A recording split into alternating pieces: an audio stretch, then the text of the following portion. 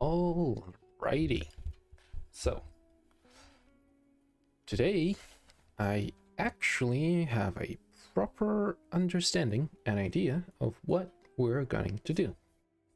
We are gonna design a fully fleshed out encounter, and we're not just gonna do that, we're gonna properly lay out the level. We're gonna set the enemies, and we're gonna determine all of our goals and targets that we need to achieve that thing. And to do that, we're gonna start with something that everybody tells you that you should do. Everybody is like, oh, you shouldn't just start doing everything willy-nilly. You should start with a proper gray box prototype. So that is what we're gonna do today. We're gonna do an almost proper, almost gray box prototype. So to do that, we're gonna use probably Google Slides, just because that is something that is visually easy to share and quite simple to understand, and something I can keep track of. So let me log in.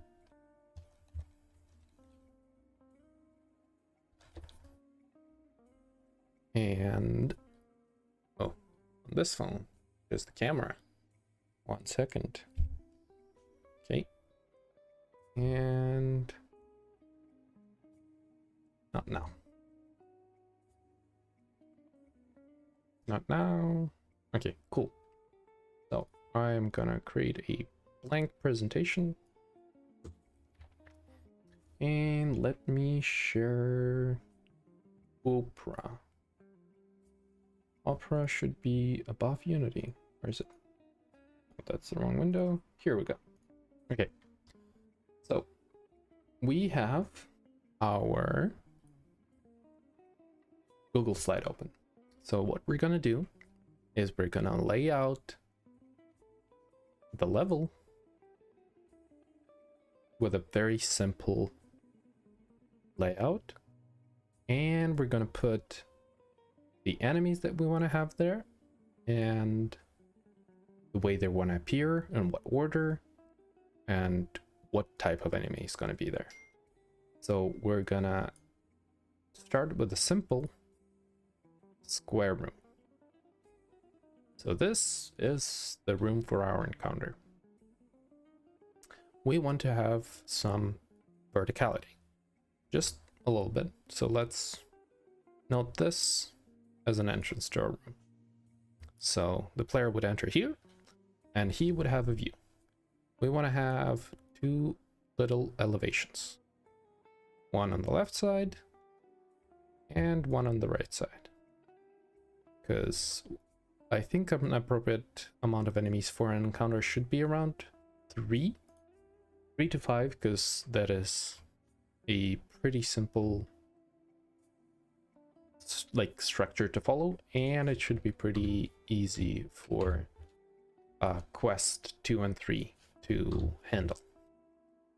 We're gonna have our two little elevations, and we want a little ramp leading up to it. So let's add a little small visual for the ramp on one side and something on the other, which is going to be the same, but we want to have a connection between these two. So let's do that. This is going to be our little bridge connecting our two sides. And we want to add something in the middle, just so it's not a straight line of sight. So I guess we're going to have, like, let's say 2 little pillars like this. Just a work in progress, so it doesn't have to be correct or right or perfect or anything. So this is just a simple start. So let's color all of our elevation a little bit of a different color. It's easier to understand. And let's make this one light blue, and the same for this one.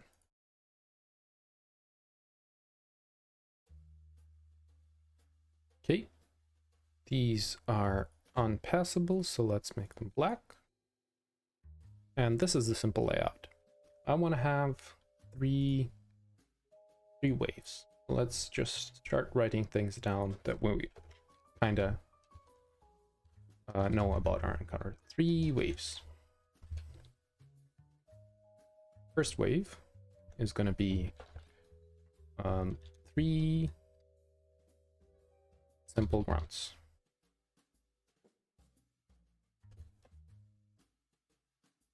Second wave, let's make this a number so it's easier to look at. The second wave is going to be 1 simple grunt and 2 low boys. Parentheses, rushers. And give me back the numbers. Should continue.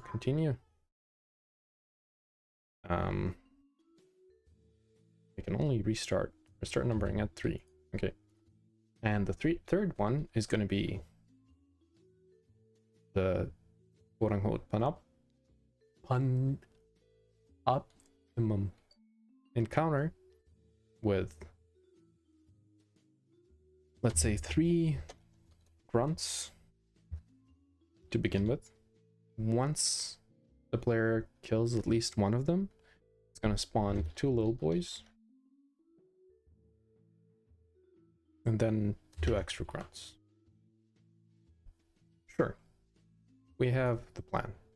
But let's make spawn positions for them. So the player enters here, and the player has a field of view. And the player's field of view, let's say, is about this wide. So they're not gonna fully see these spots. So this is like the blind spot. So we don't want to spawn anything here. But let's make this transparent, but with a wide outline. So this is what the player sees when he enters. So we're gonna have an enemy here where the player can see them, an enemy here, and the third one right in the middle.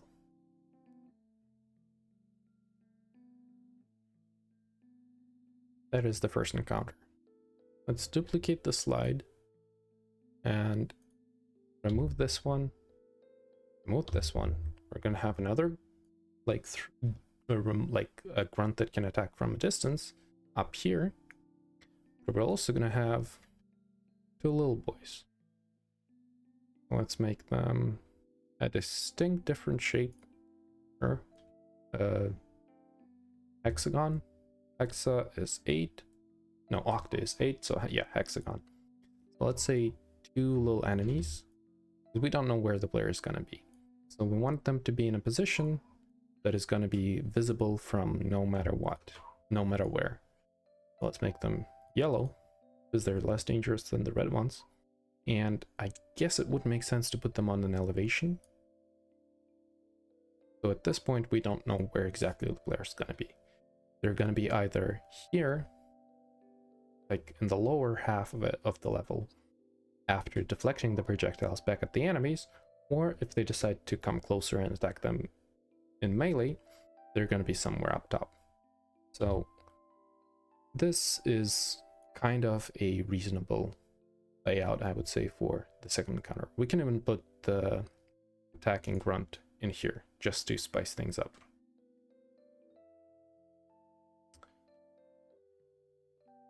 Actually, we can even move these ones out of the way, like the little columns are here, and just to make it a little bit more asymmetrical, we can design a level with something like this, where this is the ladder, not the ladder, the stairs up. So it's like this and like this. where it's a little bit more open. I don't want to have narrow gaps on the edges, so let's just make this a wider. So this is like a wide ramp. And let's duplicate that on this slide. We can group this for now, and let's, oh, we don't want to hide the field of view. So this little thing and this little thing, all of them can go. Let's put this here and bring it down. Also gonna not have this column here. This is gonna be somewhere on this side, just so it's like, it would actually make more sense to put it here, so it's something where a player can hide, like get behind some kind of cover when they enter the encounter. So considering that they might be here, let's put the other enemy on this side, so it's more balanced. And so they have more time to rush, they can go from here. So let's duplicate this again. And on this one, we're gonna have 3 grunts at the beginning. So we're gonna put them again pretty spaced out. 1, 2, 3. And we also want to have 2 little boys. Want to put them spaced out so the player doesn't have to deal with both of them at the same time, like this. And after that, we're just gonna pick a position. So we have a very simple layout of ramp, ramp, elevation, elevation, and a little bridge connecting everything. I guess the player can kind of hide underneath this as well. So we have this layout, and we can, using this layout, start designing our encounter. So what do we need for this encounter? We have kind of our little grunt logic. We don't have anything for the rushing little boys. And we want them to be quite, let's say, kickable, puntable. So like they need to be relatively small, but not too small so it's uncomfortable to hit them, because the player needs to physically be able to reach them. So if they're too high, the player is going to have to reach upwards. If they're too low, it's going to be uncomfortable to hit them and to notice that they're actually there. So with this in mind, let's switch to Unity and let us create a layout for this. So we're gonna hide our little development scene, and actually let's create a new one. So let's add a tab of project. We can go to Weak Arcade scenes and create another scene. This is going to be test encounter.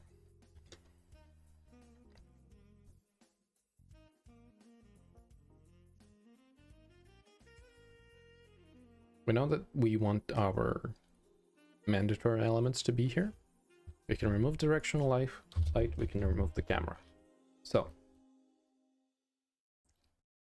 let's start making the layout with ProBuilder. So we're gonna start with a cube, which is gonna be what is a reasonable size for a room. Let's say we want it to be pretty spacious, so something like, let's say 12 by 12. Oh, cancel please. Okay, so 3, 5, 6, 6, and another 3, 6, 3, 6. So this is going to be the floor of our room. Let's give it a little bit of height. Okay, and after that we're going to do some weird stuff with it. So let's select a ProBuilder view for this object, and we're gonna take the sides. Pretty sure this is not the best way of making it. I think ProBuilder has like a shape for the room. Actually, while we're still here, let's try and do that. Window, tools, no, yeah, tools, ProBuilder, object, no, geometry, nope. Does it have great sprite, torus, pipe, arch, door? Sure, let's just go with the cube. It doesn't really matter.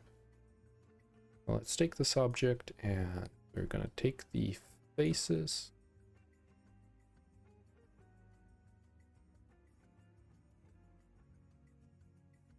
And we're gonna just extrude them.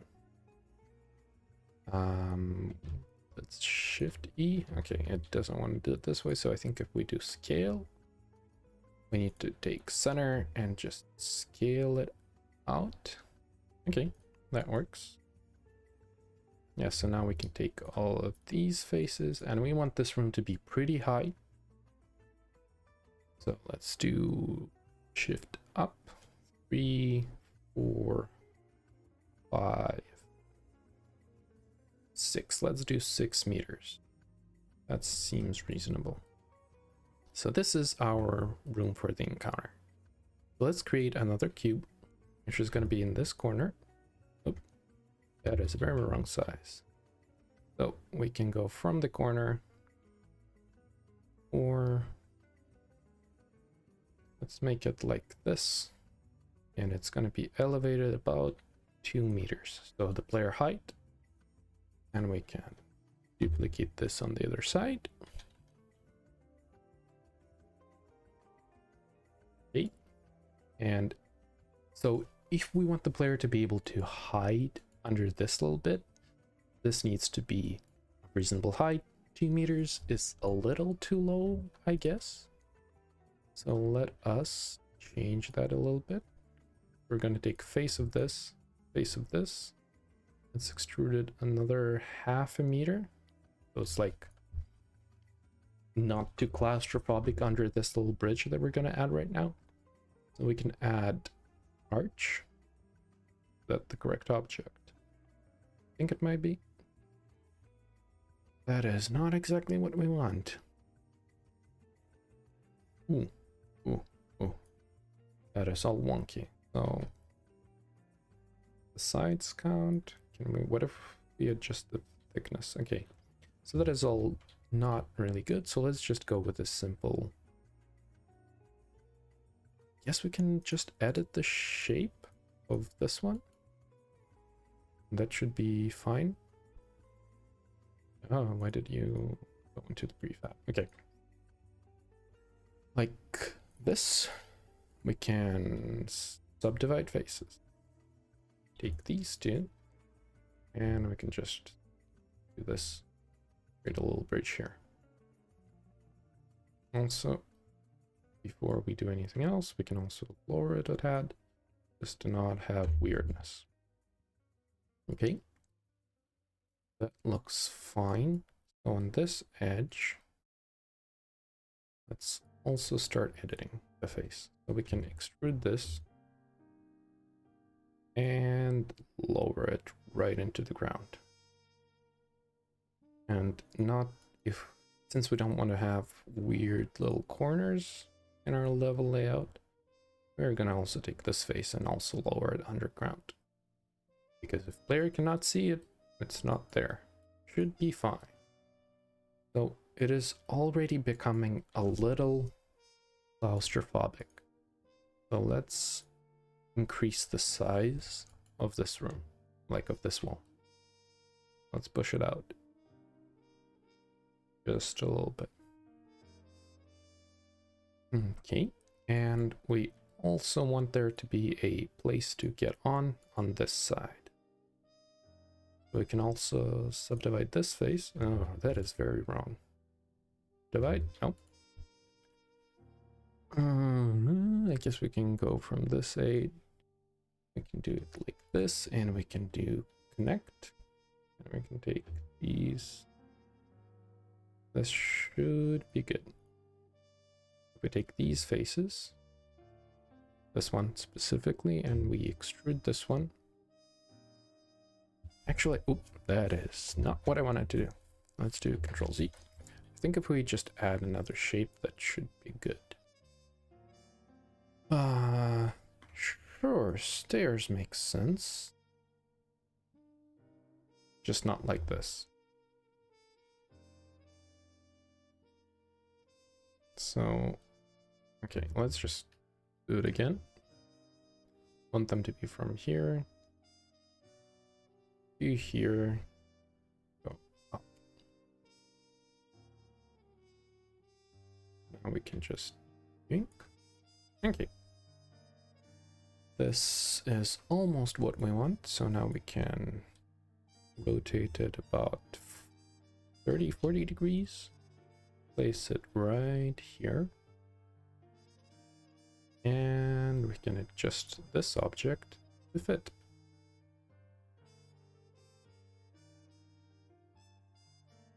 We're gonna go and do just that. So, this face can go here. We can subdivide this. Yes. No. This and subdivide. And I guess after that we can go with this. Yep. Okay. We're gonna put this right here. This right here. This right here. Like, again, it doesn't matter how broken this is right now. This is all just a test.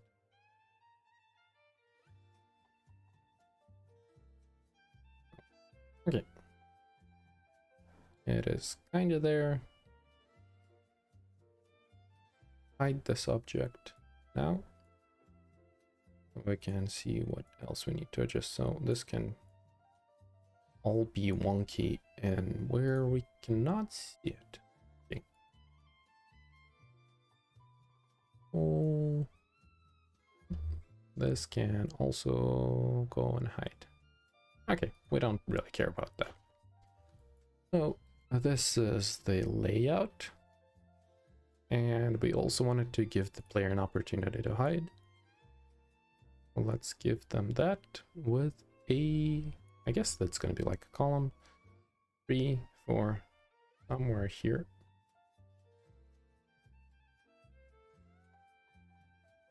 A little pillar for the player to hide behind. And that is kind of it. Let's see how the height feels. The player is going to enter from, where's this? Okay. Let's set a pivot here and rotate. Focus. It's off the ground. Okay. Let's place it on the ground somewhere around here. So this is how it's gonna look. So let's take a look at this in VR and see if it feels like it's a correct scale. So we're gonna clear this and let's take a look.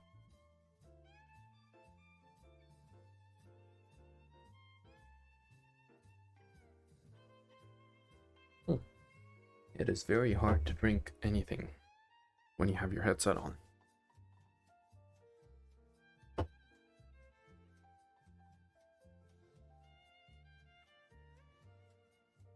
Okay.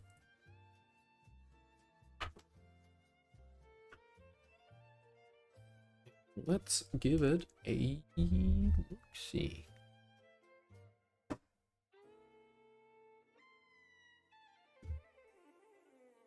Okay. I don't have a player target setter yet. Don't worry. Errors do not matter. I want to get off the floor. This feels right.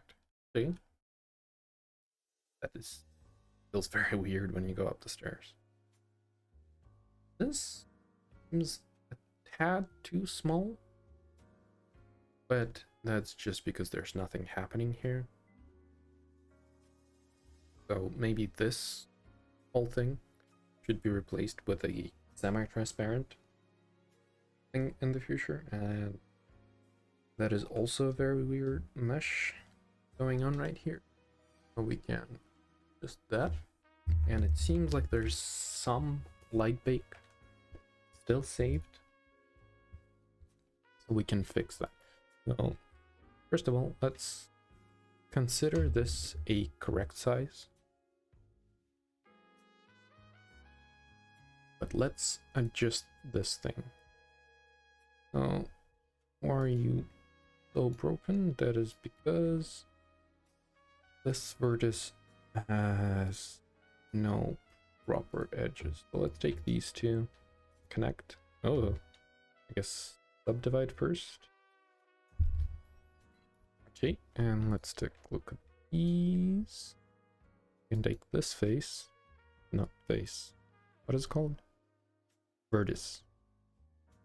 And straighten it out. And then this one, and we can also straighten this one out.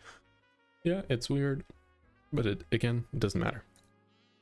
So let's save, clear, and before we forget, we can go back into our dev scene. We should prefab all of the things that we have here. So we have the bat, the crosshair, the ball launcher, basic enemy.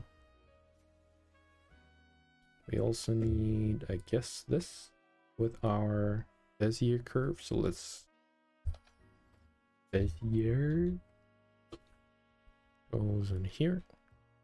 What else do we want to do? Move target we don't want. Layout we do not want. And I think that is kind of it. Okay, we have it all prefab, test encounter, save changes in this one. Let's drop all of our things in here. We want our bat, first and foremost. That is like the most player object ever. So we want to ban the advertisement bot that is in here. Or scan bot. Next.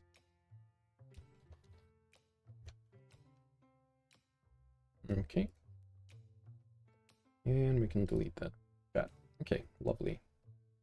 Lock this user. Cool. Okay. We want to put it on the appropriate wall layer and tag it with wall. We want to take these things, and I guess they're also technically walls.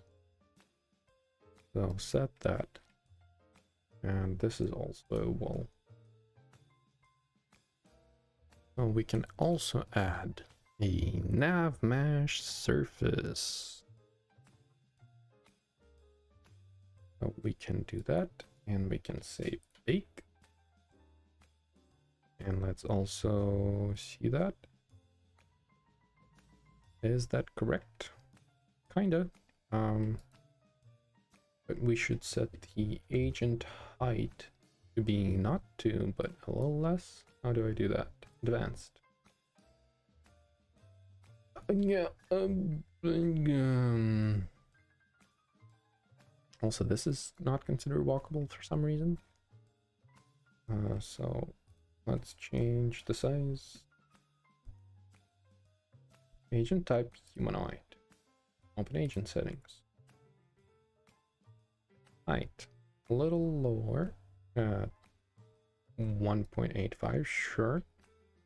Max slope can, yeah, 45 works.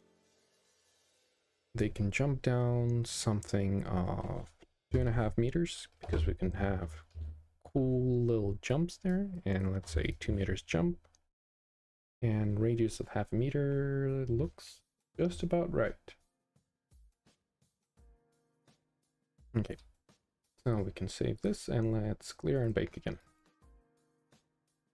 So I think these are now technically connected. So we can drop our basic enemies here. Okay, basic enemy 1, 2. Where did want the third one to be? On the bridge. Okay. Player starts here. 3 enemies there. So we're also gonna need a crosshair in the scene. And that is pretty much it. But now we also need the Bezier object. Okay. I think that's all we need to test this thing out. So, you know what? Before we do anything else, let's add a light. Something like this. But let's set this to global and turn it around so the shadows go that way. And after that, we can just bake the lights a little bit. So this is going to be mixed. The intensity can go down just a tad. And let's bake it. Just so we have an understanding of how this looks.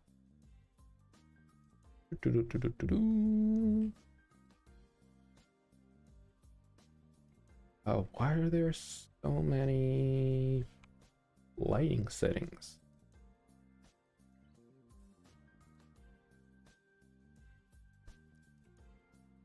General basic settings, sure. Generate. Should bake pretty quickly, but not on the CPU, but on a GPU. We want to do it. Sure. Real time. Yep. Resolution that is very low, but we do not care. Let's generate again. And let's see. Yeah, that looks about right. Okay, let's give this a look-see. If there are any errors in console, you can just scream really loudly. I'm not gonna hear you anyway.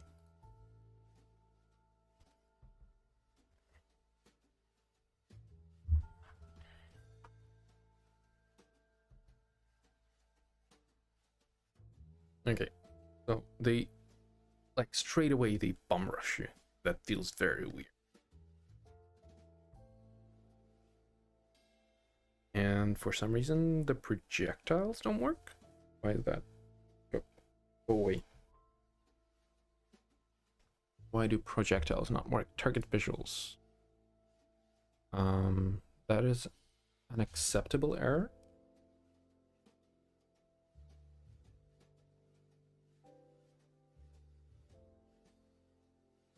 Oh, okay. Now the balls appear.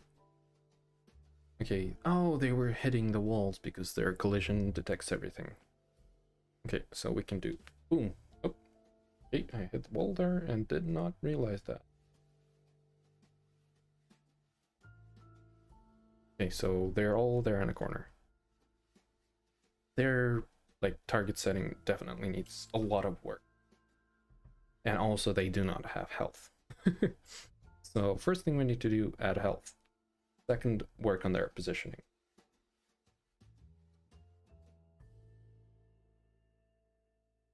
Third, add proper collision detection to the balls because they consider that they hit something when they hit, like, with a big outer collider, but we don't really want that to be detected as a collision for, like, interaction. We only want that collision to be for the bad. But right now it's just getting destroyed every time that happens. So, okay. First of all, health. So let's stop this, and we can see that it is going to be telling us that enemy health component is missing, because they indeed do not a health component. And there was, like, a really weird sound in my kitchen right now, so give me a second to check that.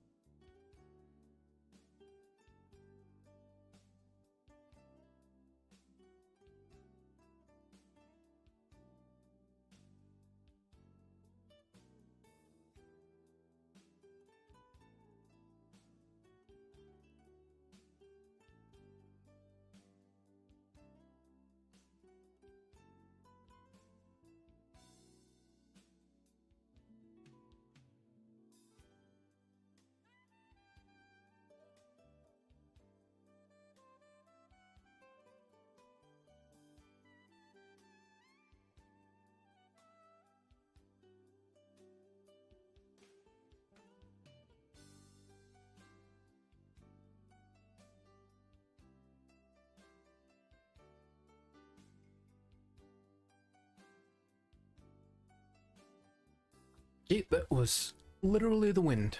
I do sound like an NPC, but that was just the wind. Let's go back to our writer project and see that they're missing enemy health. So we can take our enemy prefab and give him the health enemy he deserves. Enemy health, he already has that. But we're trying to get it from the object that it collides with. And I guess it collides with this rather than this. So the visuals have the technically enemy logic, which is not good. And we don't and we don't want that. We want the enemy to be properly set up, just so we don't have to deal with any problems in the future.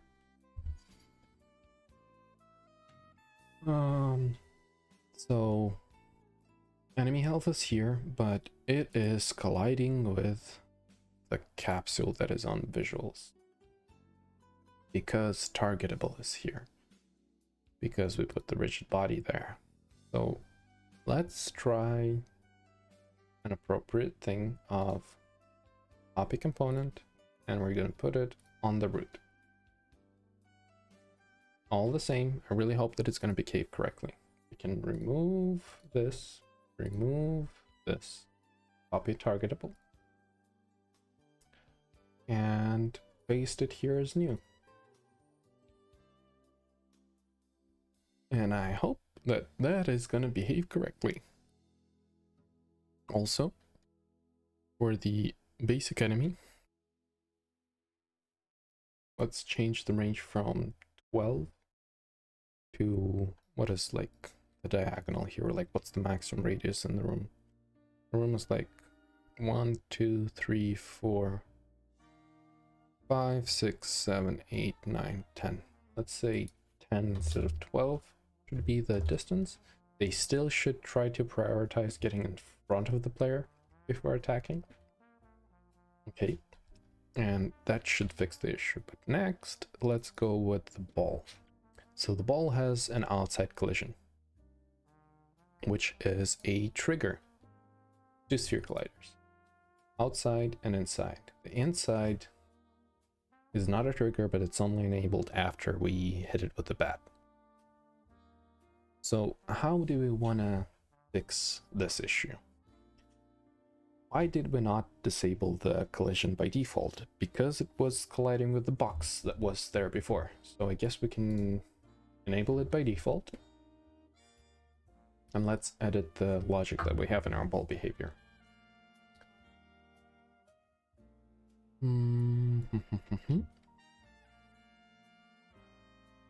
So let's check this out. Move along points, we don't care. Don't care. We have on trigger enter. If it's a wall, we destroy. Makes sense. But we don't want to do that on trigger enter. We only want to do that on collision enter, because we have a separate collider. So if this can go in here, so it doesn't destroy when it hits it with an outside collider, but only when it hits it with an inside non-trigger collider. Where the enemy, it can still be by trigger, because we want the player to easily hit their targets. That should be it.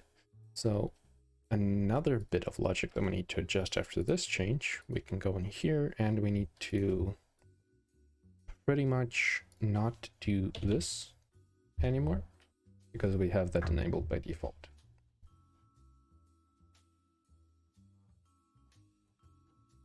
So now it should be all good. At least I hope it should.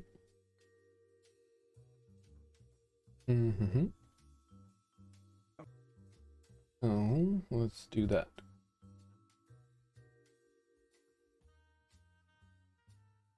Okie dokie. So this all ready. So let's give it a try. Again, quick iterations, quick understanding of wrong.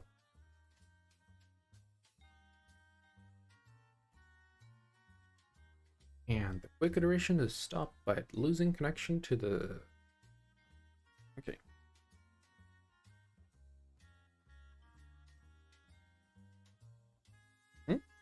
And we can launch. Let's give that a try.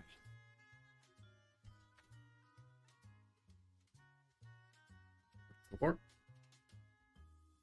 Grab our bat and wait.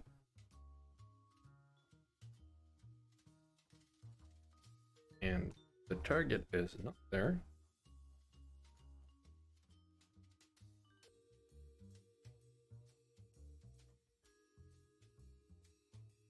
Okay. That felt like it still headed with outer collide. Seems like they're not trying to get out of the way. Away from the... That is very wrong. Oh my god. Doing, guys. Ruining my reputation.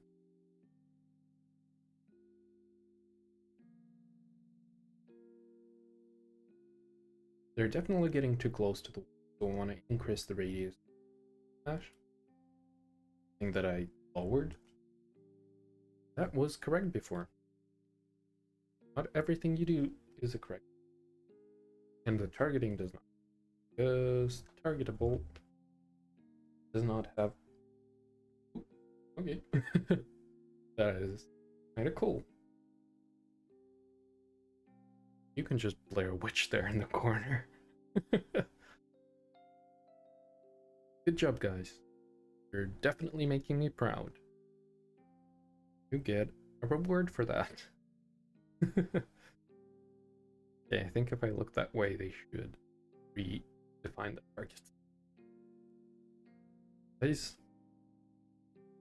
what are you doing over there? You look funny. That's not what you're supposed to do. Guys, come on, don't be like that. Yep, just stand there in the corner. Be all weird and broken. Yeah. And have no errors in the console, right? Yeah. Okay.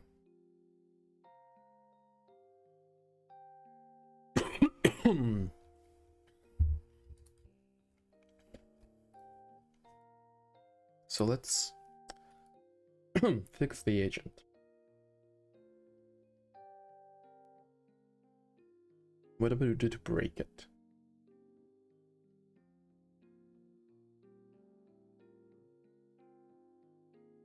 Okay. So now it should not get as close to the walls.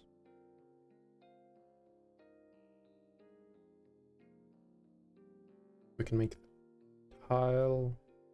Oh, we don't want to mess with that, but did it change it on here? Yep, it did. That's good. Target radius of 10. So I guess it should be smaller, like 8.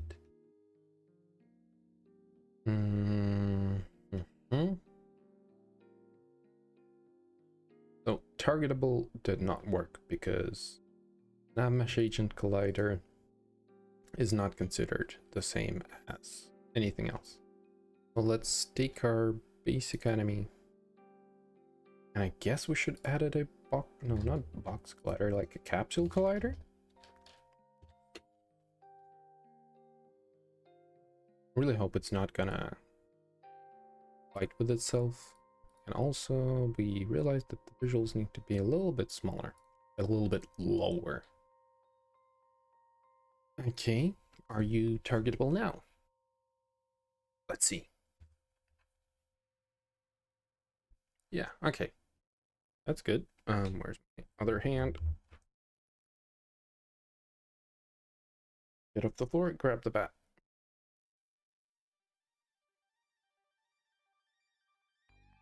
Okay. You seem to be also hitting your friends, and that we do not want to happen. The speed of the ball feels a little weird in an encounter of this size. We don't want the ball to hit the enemies. Okay, that is understood.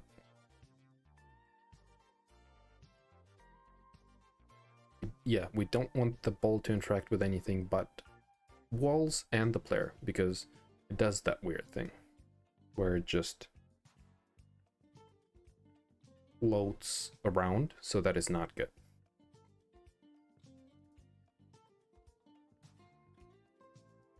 And the enemy targeting to the side of the player does also feel a little weird. And you're Blair Witching again. Good. Oh, you're not Blair Witching anymore. Okay. But the offset is definitely wrong. It doesn't feel right, because I guess they're attacking us. So let's wait for this. Another attack. Is there going to be at least like one that we can properly deflect? That is way too close, buddy. Is this like good enough? Yeah, okay. Boom. Okay. So at least the damage works correctly. We know that. They're like, they keep Blair Witching and throwing it in the wrong direction.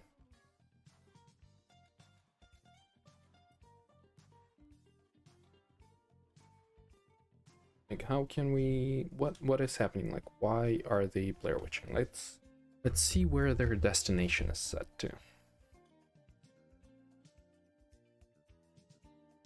So the guys that are standing here, where is your destination? You're trying to go somewhere there. I guess if we expand this, it should become visible. The request caused a Stack Overflow. Okay.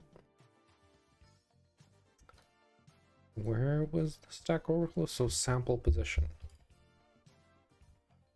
Okay. Get sample position point, max nav mesh distance. What's the max nav mesh distance? 50. And you didn't find a valid point within 50 units of there? Hmm.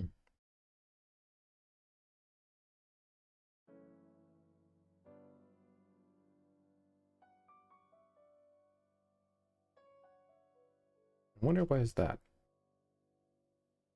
So the room feels a little bit too small.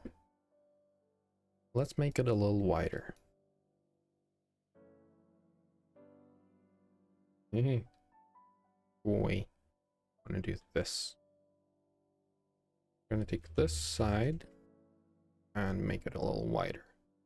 We're gonna do the same thing on the other side. So this is now wider. I'm gonna take this object, oh, go away. This object and move it to this side. I'm gonna take this, move it to this side, and we're gonna make this a little longer because it feels very claustrophobic.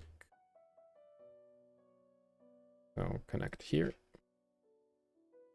Take our cylinder. Let's move that out of the way a little bit. Put it right here. Let's rebake the nav mesh. Okay. Still considers it too low. I guess that's not 2 meters. Well, let's try to adjust that to make the surface a little higher. Nope, that is not going to help. We need to move the entire object. Up. This, I guess. And we're going to do the same with the stairs. And stair scaling is always wonky.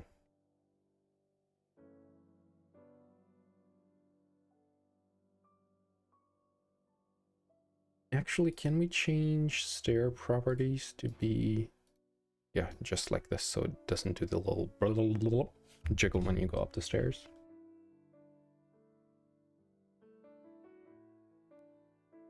We just want it to be a smooth surface. Oh, okay. Also make it a little longer. Put it back. Okay. So this is off the ground. Let's lift this.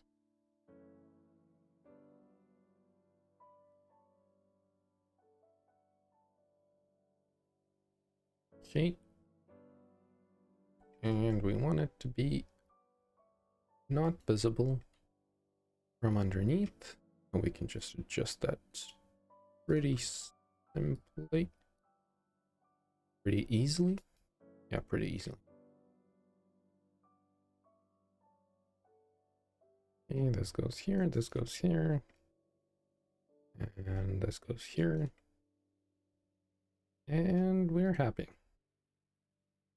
And then we realize that it's not reaching the ground. So this one goes all the way down here. Oh. This face needs to go down. Yoink. Okay. Now it feels a little spacious, a little less claustrophobic. Let's rebake that. Cool. Yeah, now we can go underneath.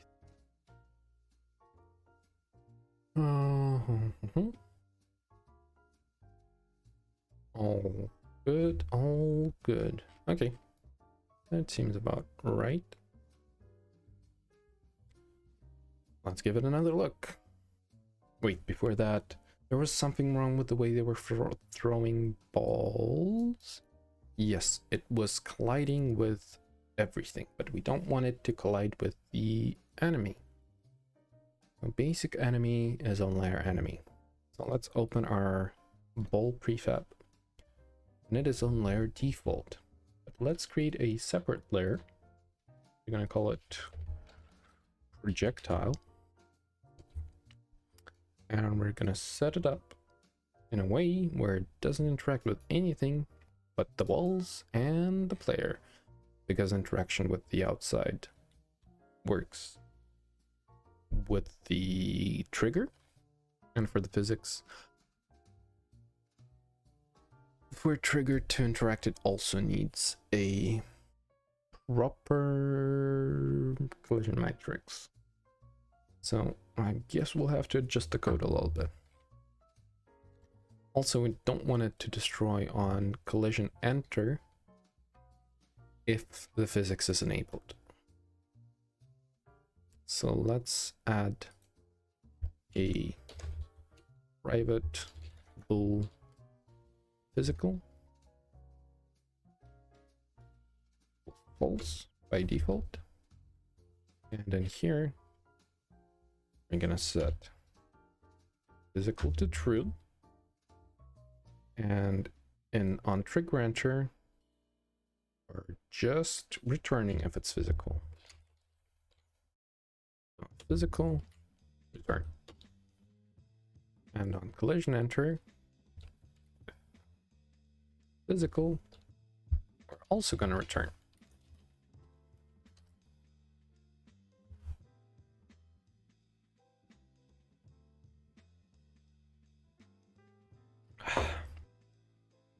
Okay, so this seems good.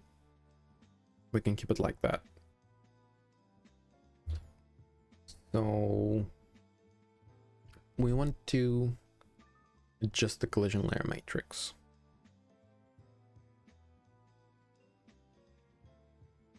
So here we have this. If not hit by player, return. So that's good. So if we set it to not interact with the anime on the collision matrix, it is not gonna detect what do you call it? Trigger enter. So we do need it for that.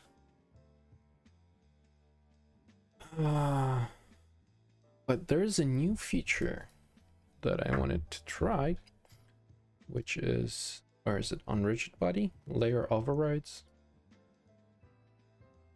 That's like Unity 6 new thing. So we can see how that works, and that can be quite useful here, I think. So let's take a look at that. I guess we can take a look at this together now, because I have everything actually properly set up. So Unity 6 rigid body.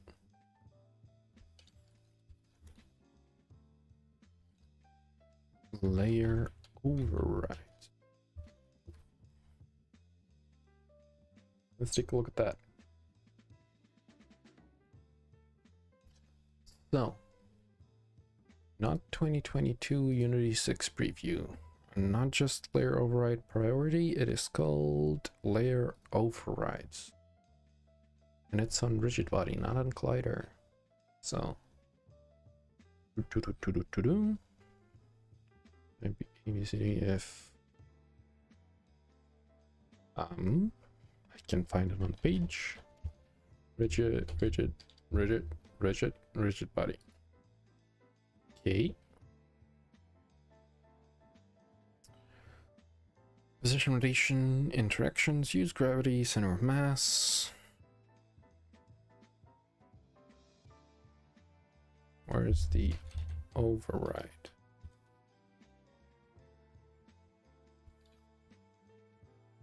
Animator override? Nope. Solver and override, between solver interaction. So it's only solver settings, but okay. The collider also has layer overrides. Let's take a look there. Collider. Additional layers that this collider should exclude when deciding if the collider can contact another collider. Okay. That seems like exactly the thing we're looking for. So we can just add it to the physics collider, I guess.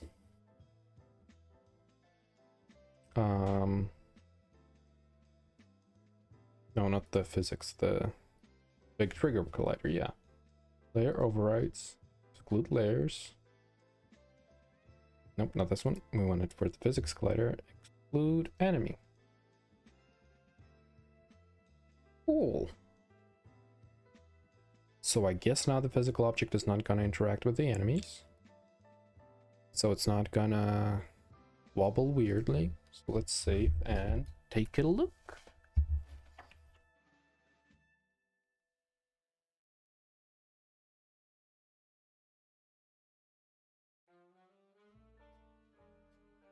Okay, and launch.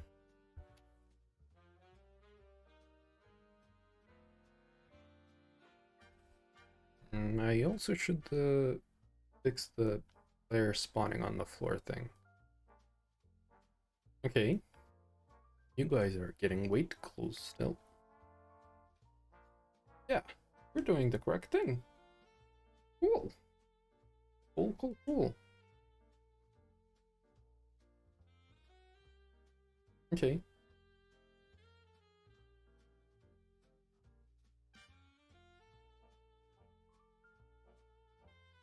Yeah, you are getting way too close. That's fine. Pom. Oh, I can't deflect that one. So you are with the lowest health. Well, let's finish one of them. It also should be like way less hits. Oh, that one threw it at the wall. Come on. Yeah. This is also not a game you would play at your desk. You would be standing up in your living room.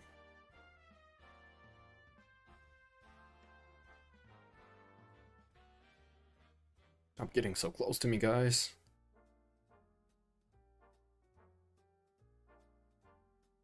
And whack.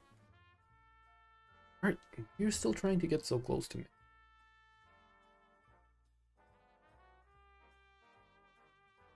Yeah. Okay, we should definitely work. Oh, okay. Yeah.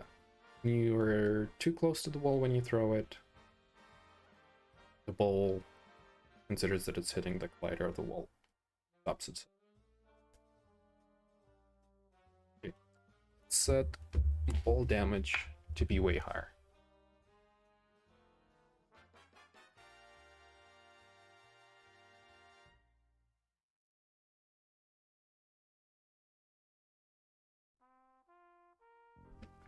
So current ball damage is 5. Basic enemy health is... Basic enemy health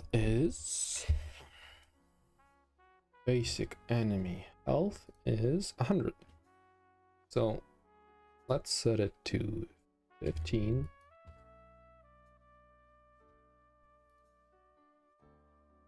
Let's also make the distance. Like, what does the radius of 15 actually look like? Let's create a helper script so we can visualize sizes easily.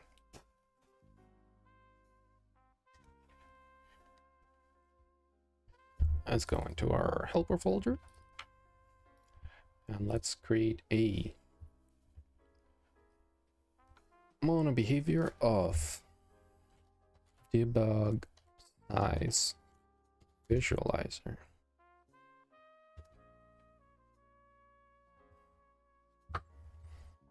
And pretty much the only thing we want to do is have a public float of radius, which is going to be 10. I think that's the one that's on the enemy, right? Let's double check it before we go with it. Basic enemy destination setter 8. Okay, so it's 8 right now, so let's give it a radius of 8.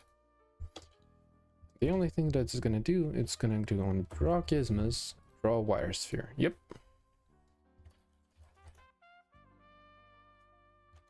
That's all we want to do. A red wire sphere of the specified radius. So here we're gonna take our debug size visualizer. Okay, so this is the radius of 8. But we want them to be on the other side of the room. So it's 10, 11, 12, 13, 11. Let's say 11. Then we're going to take our enemy prefab and set the range to 18 instead of 8.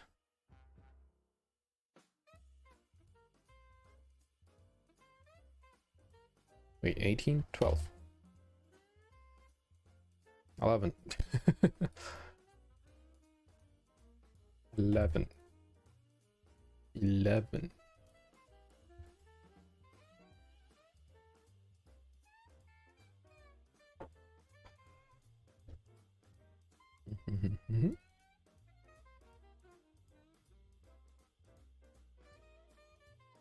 Okay.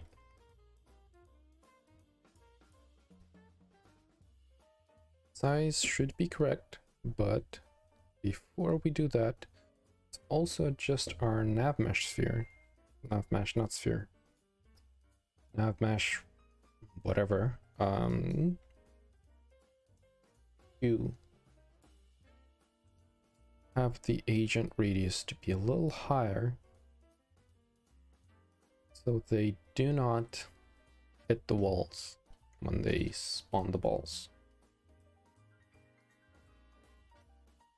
Okay, so it should be pretty manageable now, and after that we can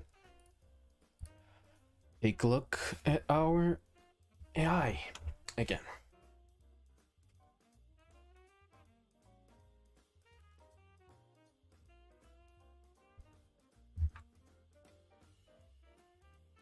Okay. Before we do any of that, we should also fix the spawning on the floor issue. Because I'm still not 100% sure why that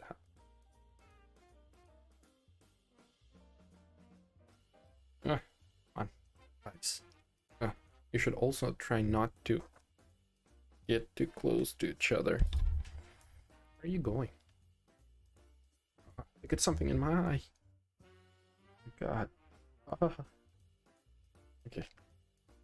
What are you guys doing there? Like, I'm not 100% sure of what they're trying to do. Why? Fine. Why can I not go up this? The slope considered too high. Yes, it is. Guys, can you help me out here? Can you go like there? Guess one of you is trying to. What are you doing? The little guys.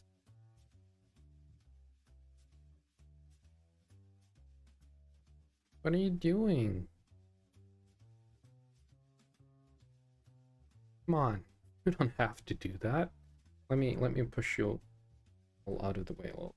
Yeah. Yeah. Can you come on, move?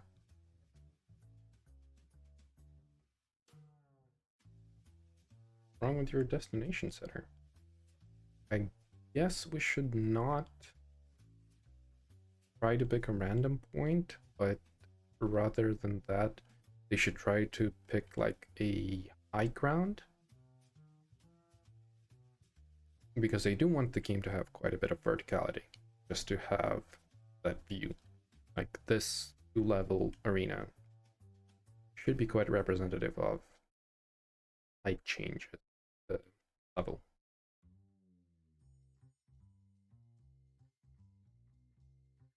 But I guess you guys don't want to move. Oh, what if I just manually get you out of the way? Let's pause it, and we're just gonna play God here for a second. Move you all around. And I'm gonna a destination debug for all of you. Okay, you're alive again. That's good.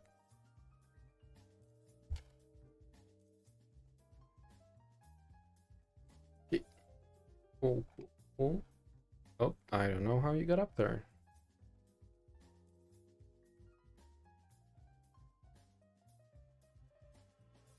Which one? Oh, this one's low. Oh. Okay, one of you is dead, and that broke the target setter, which is expected, because I still haven't fixed that issue. One of them is Blair Witching. Okay. Even though we don't have the target visuals, it's still technically there.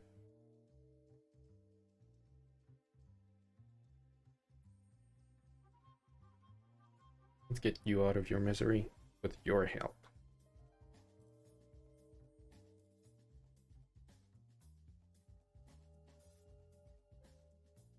Bam. Oh, I guess I did not lock onto him technically. Hard to figure out if you're locked on or not if you don't have the visuals. Okay. Locked on, so let's keep the trigger pressed down.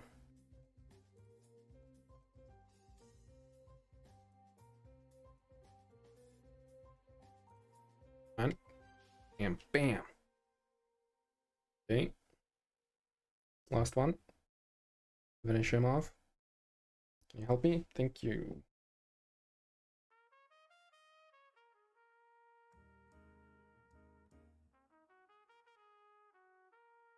And last hit.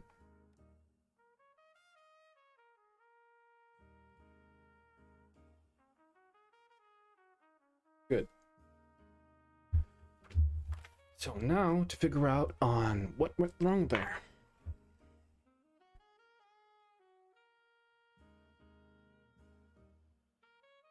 Warnings we do not care about. The debug values we also don't really care about.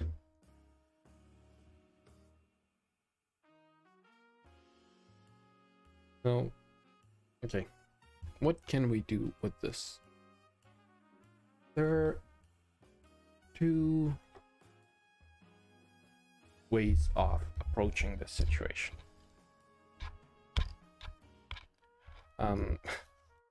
First one is fixing the issues with the enemies that we have right now, which would be an appropriate way of dealing with this. Or we can go the other way around and add more broken features, which is definitely more fun, but also not that right. Like, it's not the right thing to do, but it is a fun thing to do. So it's not right, but it is fun. And I'm not sure if I want to prioritize doing something fun or doing something right. So before we do any of that, let's make this walkable. We can just put it like this. That should be fine. Okay. Fun or correct? Let's see what happens with the... Let's do a little bit of both. First, we're gonna do the right thing of trying to figure out why the target disappears, like the crosshair. And second, we can go and add beatability to the enemies. So, targetable, destroyed parent of target visuals. Then we have this, offsetting parent to null. I guess because we're hiding it and it's technically not considered hidden after that. Let's check what happens there. We want to disable target setter on them. Not target setter, yeah, enemy destination setter. If we take these off and turn off the position setter.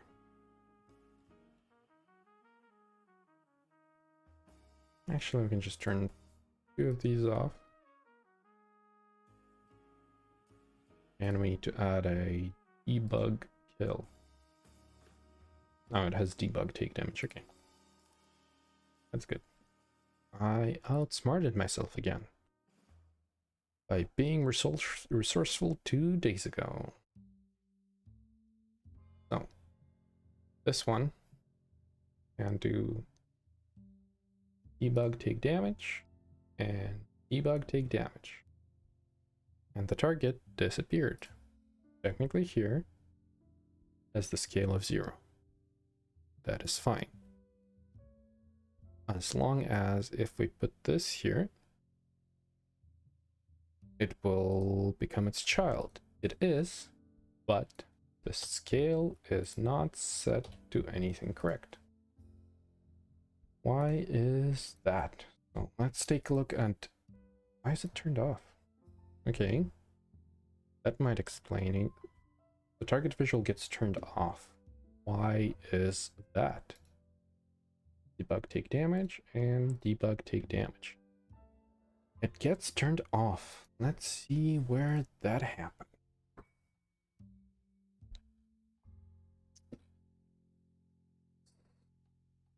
Targetable. Set the parent to not null.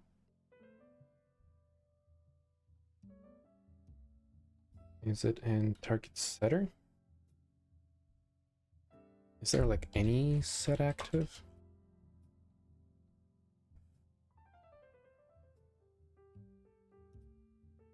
Timeline, text mesh.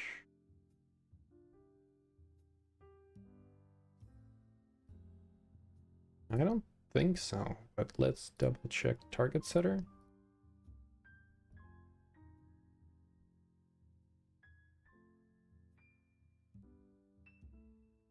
Oh, is targetable, like the target visual, a singleton? Yes. Let's find all the reference to that. An update, we do set target, set target, hide target, lock on, unlock.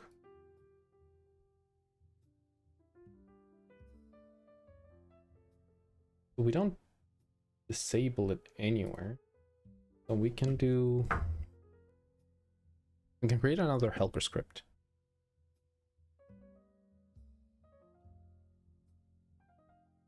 And it's going to be on disable tracker.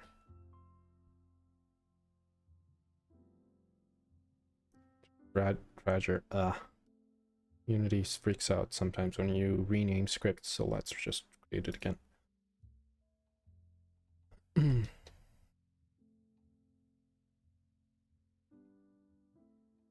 On disable tracker.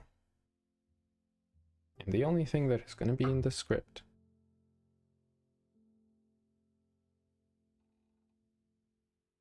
on disable debug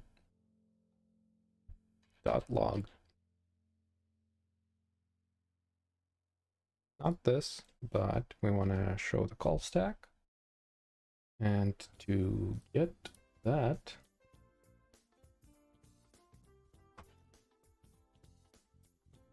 we need to system diagnostics namespace. Nope. Environment stack trace. Okay.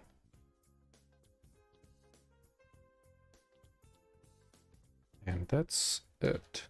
I'm gonna do disabled by just to keep the logic understandable.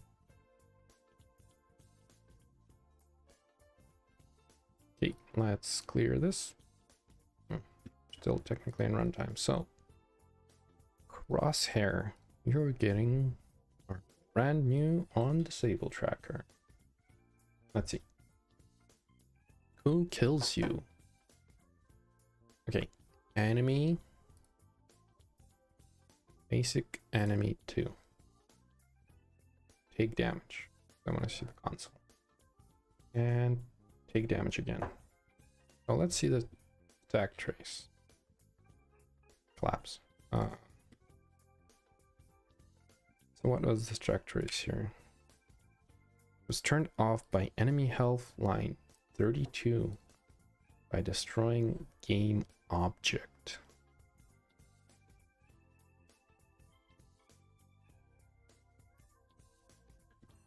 So enemy health destroys the parent game object.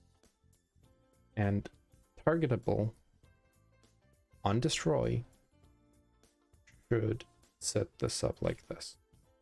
I guess for now we can do like this. Instance enabled equals true. Because maybe that might. I think it might. There's nothing telling us that it shouldn't. Oh, we can start with this. Let's launch this. Okay, clear.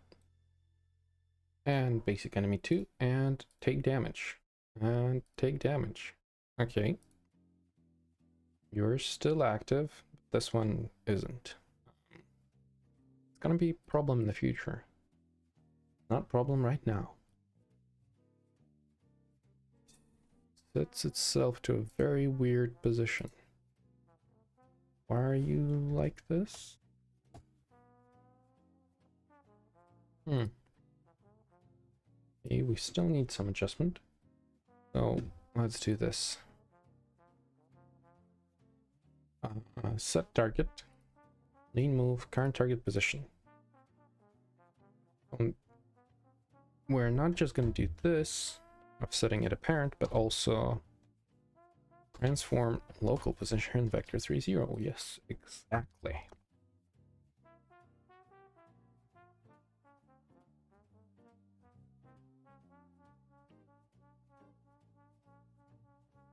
So I think now it should be all good. Basic enemy 2. Please die. Cool. Disappeared, scaled down and everything. Okay, all good. Pops in. And we're gonna put this enemy in range as well. Okay. We're gonna make this one take damage and take damage. And it resets the target. Okay. So that is all fine and dandy. Let's imagine that you're the last one. You should just disappear. Let's duplicate you. And we're gonna kick you out of the way. Table. And you are gonna take damage again. Okay.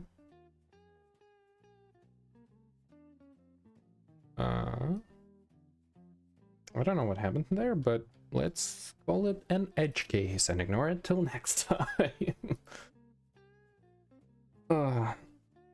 Yeah, we're basically just pretending that the problem didn't exist and maybe in the future is not gonna reappear. And we're gonna deal with it when we're gonna get to testing instead of dealing with it right now.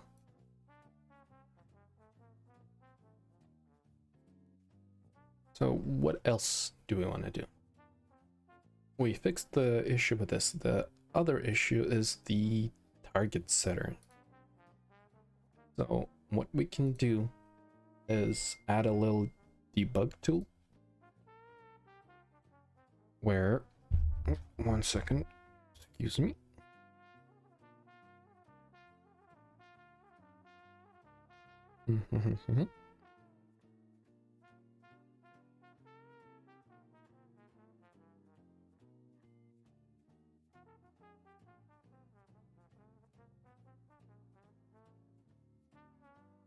Okay. So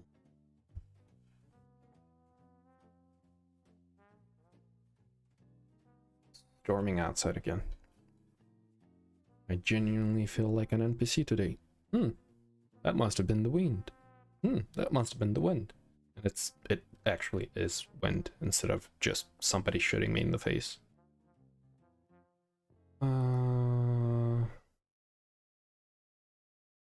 What was I doing? Must have been the wind.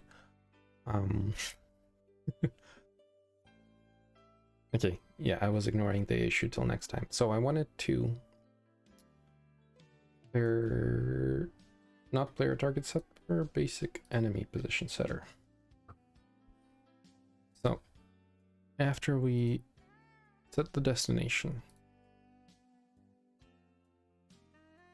we do it here. So we can on start create an object, private game object, target visuals. Sure. And here, when we set that destination on, yeah, let's do it on start first. And we're gonna do target visuals equals game object, create primitive, sphere. Oh, and we're gonna take that. Yep, sure, let's scale it down. And we also want to disable the collision on it.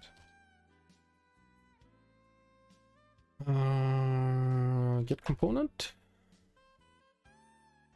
Collider. I'm gonna set it to disable. Set active.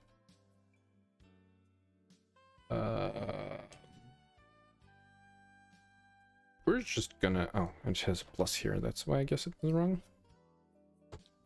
Yes, enabled equals false. Cool. And here, when we get the position, we're gonna put it in there. Cool. I think that's it, and we should see where it is trying to go. So right now, the player is here. They can see this cone, so it should pick a point somewhere here.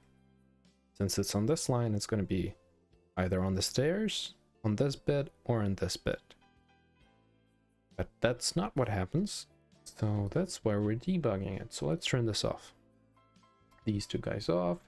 This one gets turned back on, and let's start and see where he tries to go.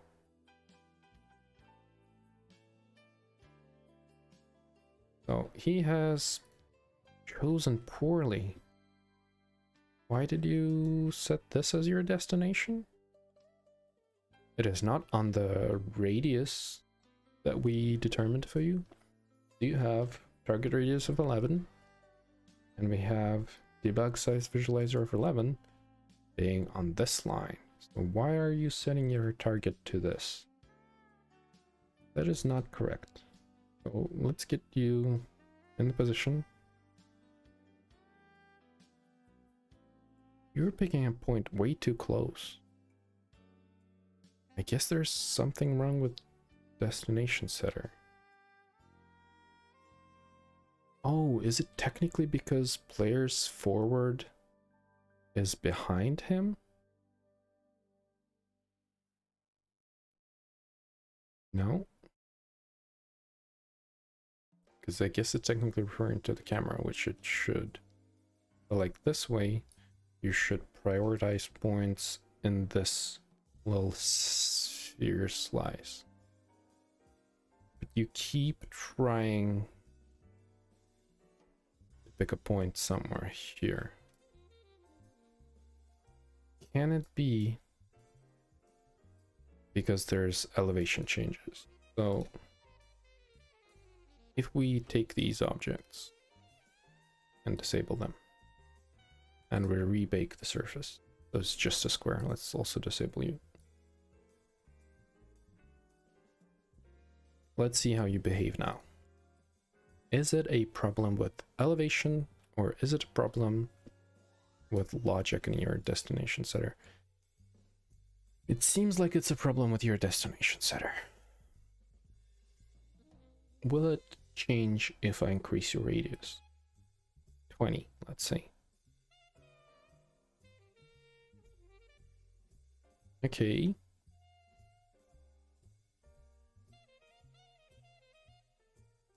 Is it like half, like doubled? No. What is your logic here? I do not fully understand. But it seems to be twice of what I consider to be correct. Okay, so if your target radius is 22, you're almost at the correct position. Let's turn these back on.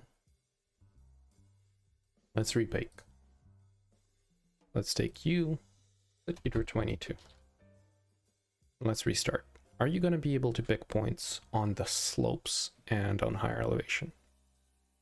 Yes, you can pick points on slopes.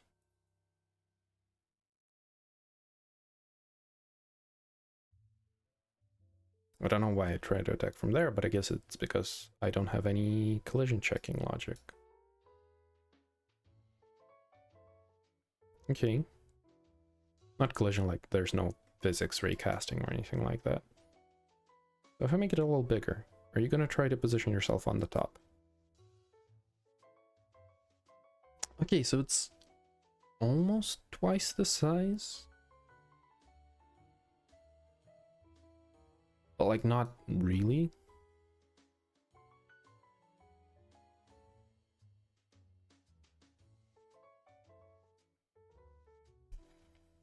I mean, we can fix it later. It works for now.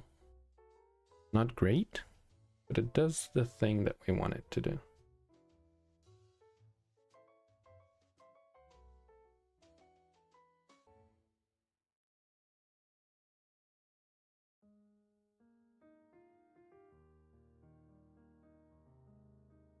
let's re-enable these guys.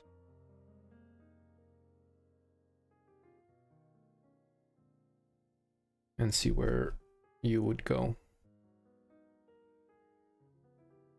So you guys are just running around, and you seem to be keeping the correct distance. Your behavior is weird and wrong, but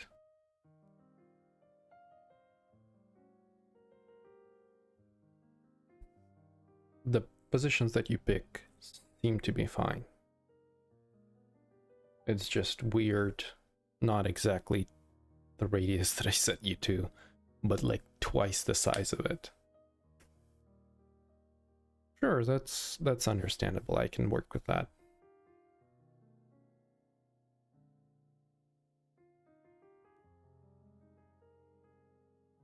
The random running around does not look good.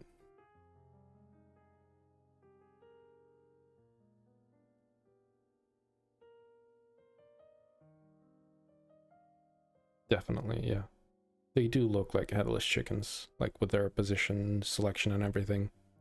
And I genuinely wonder why they might seem like they're behaving like headless chickens. almost like they really do not have a head. There's no brain behind those beautiful eyes whatsoever. But yeah, sure. That's fine. That works. Okay, so we can continue with this. They almost do the correct thing. So we did a little bit of a good thing. So now we can do a little bit of a fun thing. We can make them hittable with the bat. I don't know about you, but that definitely fits my definition of fun. So yeah, let's take a 5-minute breather and make them hittable with a bat.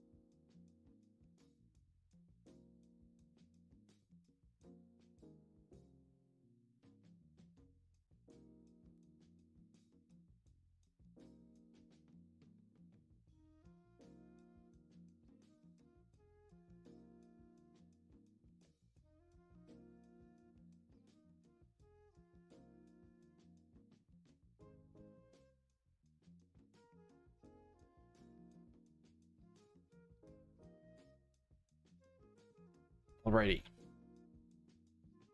Done with the job. Now we can start doing something fun. And that fun is going to take a shitload of time to do.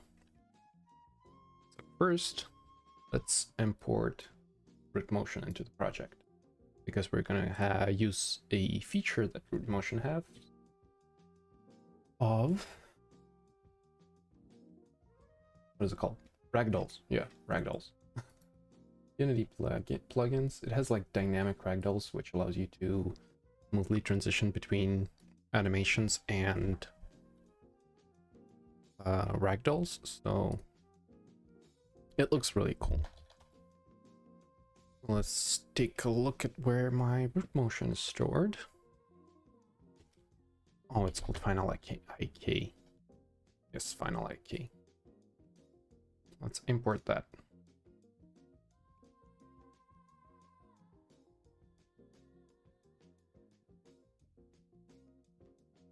Import.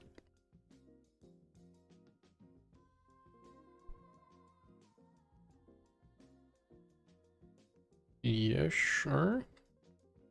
Because it's using older naming, we can refresh that.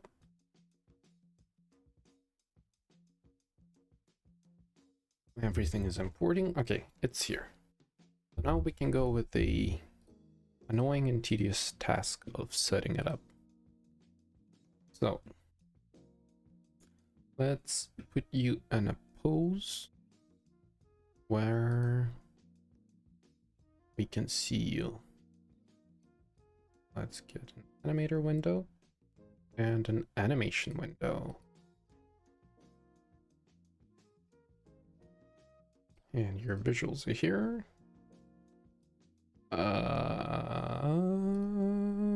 Sure. Okay. Now you look fine. So what we need to do is give you a ragdoll something. Ragdoll utility. Yes. No. No. Ragdoll. I guess, is it ragdoll utility? Let's just see what other components are there.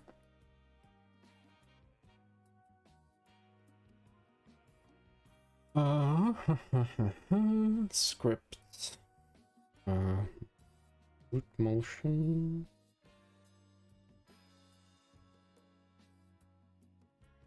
Final IK. Ragdoll utility. I think it's full body biped IK. Okay, and you got the references. Okay, and there's something else that we needed.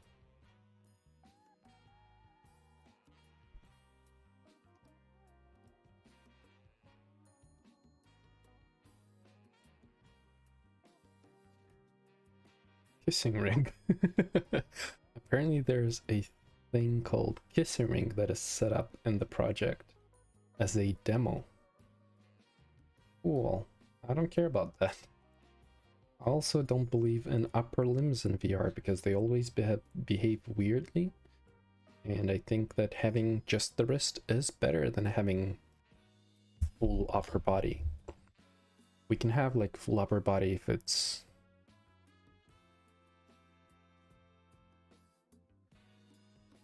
a multiplayer game. We can even have legs if you're not meta. But yeah, like they will look weird and janky, so let's just not touch them at all. So also has like rounded things, but what I want is, it is ragdoll utility, isn't it? If we do this, let's look at documentation.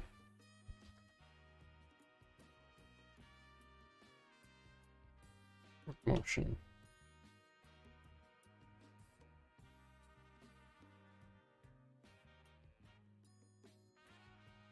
Visit site. Okay, let's open it in Opera so we can look at it together.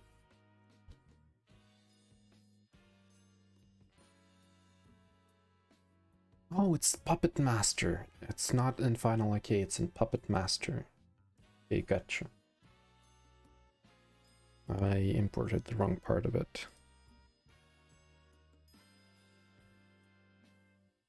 Well, let's go into Puppet Master.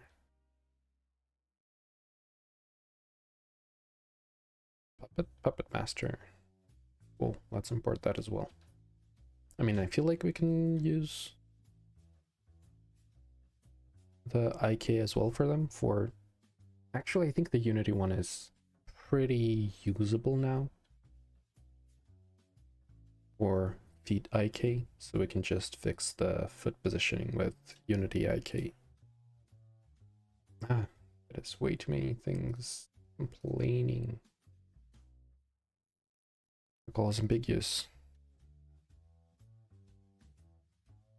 Oh, it's gonna complain because it's not Unity 6 compatible.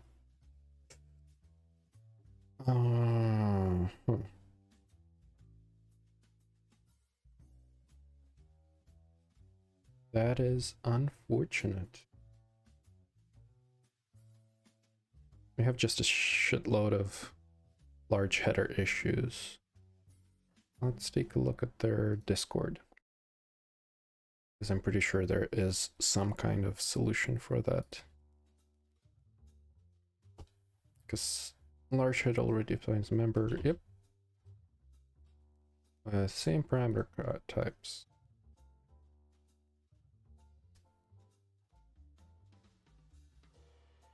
I think it might be struggling because we already have root motion installed. Yes. So let's delete root motion altogether and just import the Puppet Master. Because we don't really care about the parts of it that are provided by the root motion. We don't want enemies interacting with anything or animating it in a fancy way, because players just move their hands as they want, and the enemies are just there to be beat up. So let's remove root motion and just add the Puppet Master.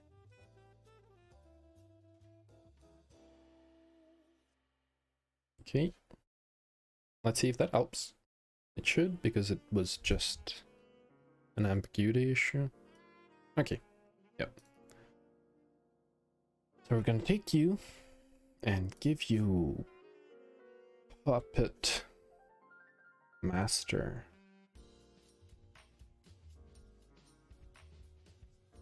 And it also has Biped Ragdoll Creator. But we're gonna set the root to be Headless Grunt.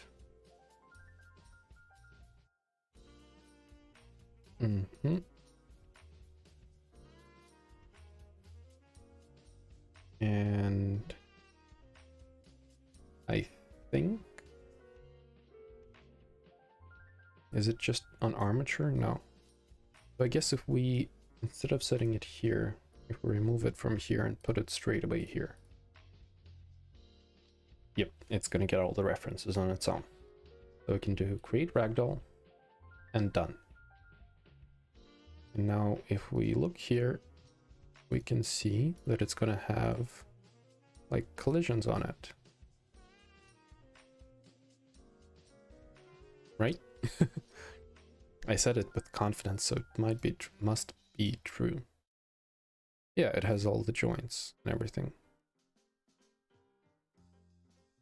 I think the sizes of the colliders are wrong. Or maybe not.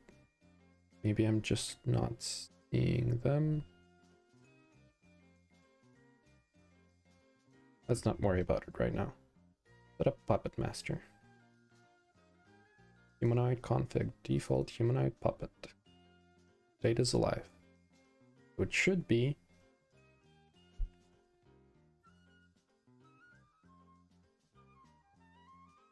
I'm sorry. What is this? That is definitely not what I want there to be. That's not how a normal human behaves. Like, you can see, the thing is that the collisions for it are set up incorrectly. So it's just colliding with itself. So if we save this to disabled, it will be fine. Yeah. Sure, if we set it to kinematic, it should also be fine. And now we can do this, where the limbs are not going to be fully following it. I think it should start becoming wobbly. If I set it to like dead, yeah, it's still colliding with itself. Okay, let's set up the layers correctly.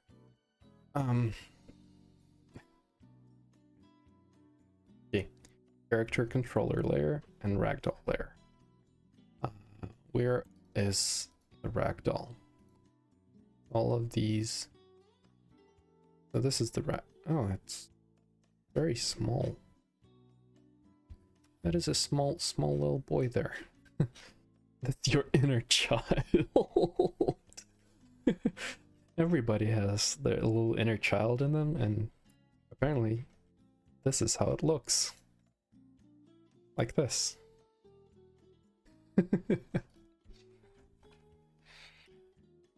Oh, lovely. Okay, let's remove all of the components that were added by the. Let's reset it. We're gonna apply this to prefab, apply this to prefab, and after that we're gonna reset it.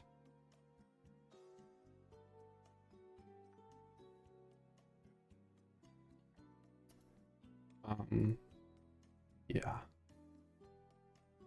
think we can just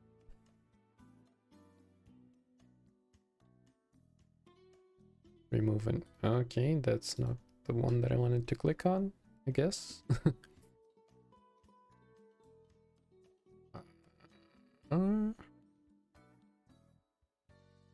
Overrides. Like, oh, revert all, that's where the button is. Okay. So we need to fix the issue of it being all scrunched up.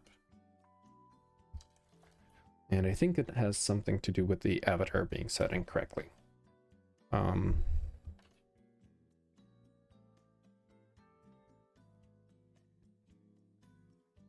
not sure if like humanoid scrunched up is a correct search term, but I think the internet will understand me. Yeah. The rig's important models were assigned a default avatar definition. Humanoid rest pose where all muscle. Okay, so pretty much this being wrong. Import generated one warning. Clear and print. What's the warning? Is animation import warning. See, import message animation. Cool. So something went wrong. I don't know what, but fuck you. Cool. Figure avatar. You got it all right. That's good. All set correctly. All of the mapping is right. Good. Muscles, setting, everything done. Why are you scrunched up again? Am I using the wrong avatar for the animator? Atlas Grunt avatar. What if I set you to just humanoid? Like basic, whatever the fuck humanoid. what animations I'm using here. I'm using the one from Kevin whatever set. Kevin Iglesias. And I'm using Mage. Caster Mage animations. That is very pink and very incorrect material is imported. So let's not stare at this, because I don't want to re-import the materials.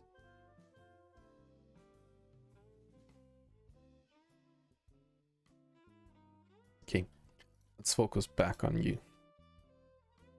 So the issue with you is that your resting avatar is set incorrectly. What can I do to fix that?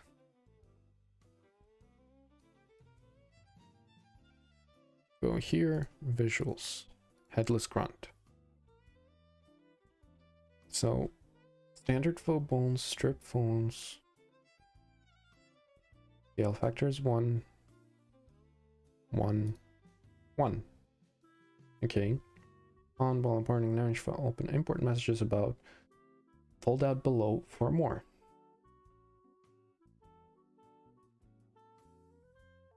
Import. What is wrong with you again? Why can't you, like, you're fine here.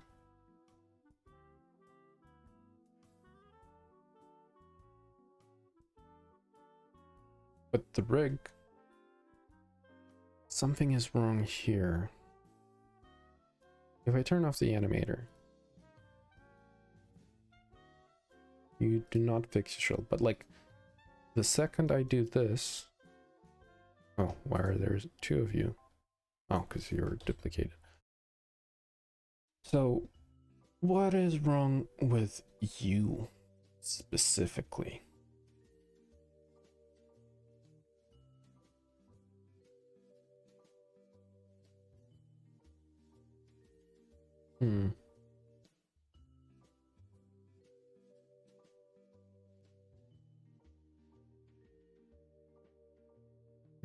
Let's try to go from images. Guess crunched up is not a correct term. Let's say collapsed.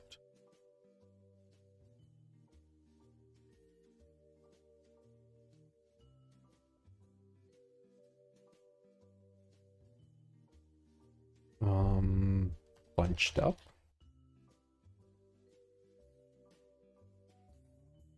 You know what? I'm just gonna ask ChatGPT. He seems to know everything.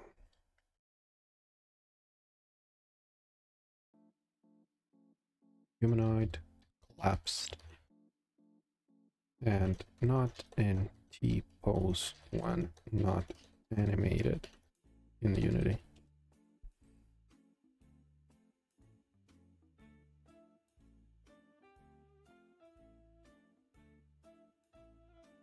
Animation type is set to humanoid. Okay. Go to let's go to configure avatar, muscles and setting. You seem to be correct. Like, what if I say this to 0.5? Play. No? Are you gonna crash?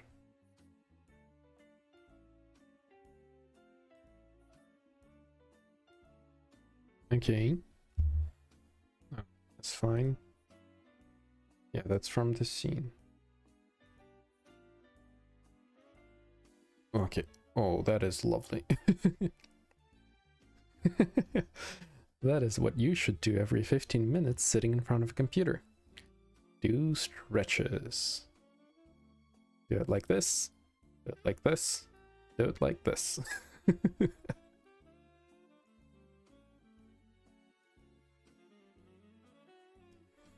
You can even do the little finger thing. Okay, reset all. So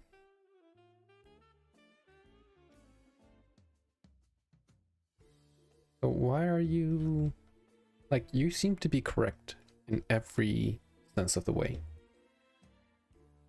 But I guess the problem is with an animator, like where the animator is in the hierarchy. No. Fly root motion. No. Animate physics. No. Update mode. Normal. Yes. Almost animate. Headless grunt avatar is correct. T-pose, all good. But you get scrunched up. Why are you scrunched up? What's the addition? Root transform. It measures your humanoid avatar. Ensure the root transform is correctly aligned and not causing the model to collapse.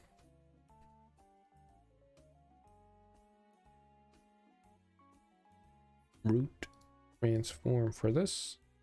Set to root. Maybe it should be a armature? No. Cool. Is there anything in the controller that I need to change? Like the idle animation works fine. And, like all of the animation work fine, but if there's no animation, it collapses.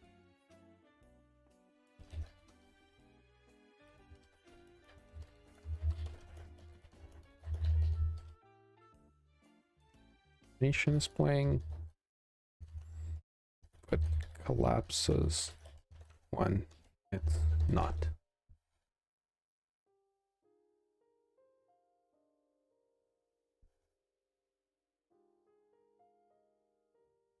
Let's go in here and headless grunt.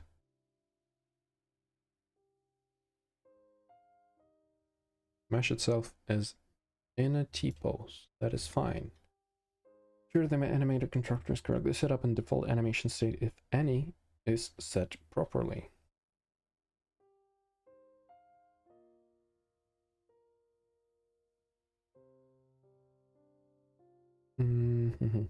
Avatar definition. Animation states. Empty animation clip.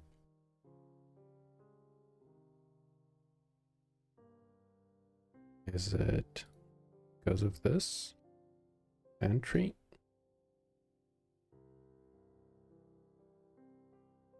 Default state is set to run.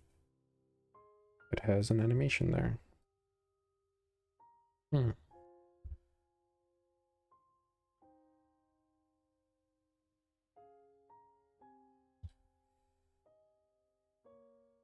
What if I did like this? No motion. Oh.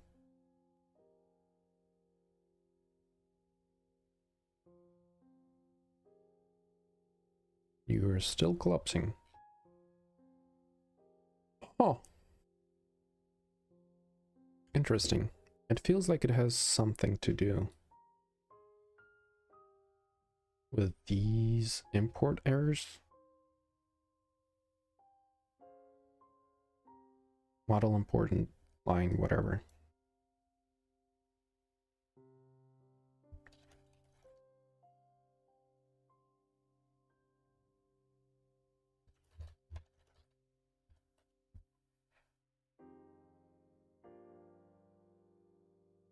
Oh, I forgot to pass.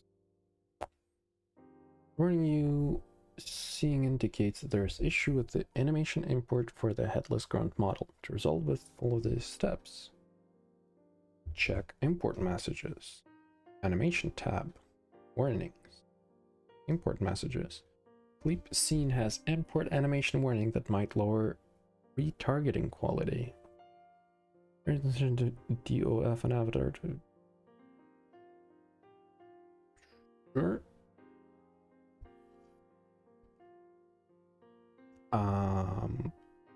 I do not care about retargeting.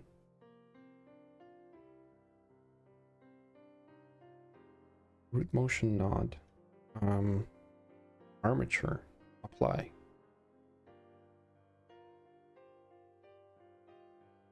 This? No. Root transform. No. Like it should be armature for it, right? Thinks that it makes sense. armature, apply. Events, nothing. Curves, nothing. Mask, none. Yep.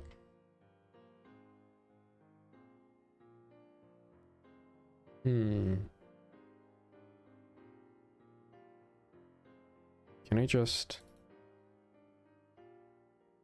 re-import the asset?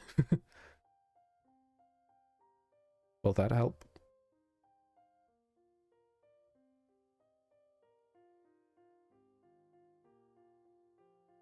Yep, still fine. All good. Plug stretch doesn't seem to do anything. I mean, I guess it doesn't do anything at all in general. I click apply and go back. Still scrunched up. Why are you like that? Why are you like that?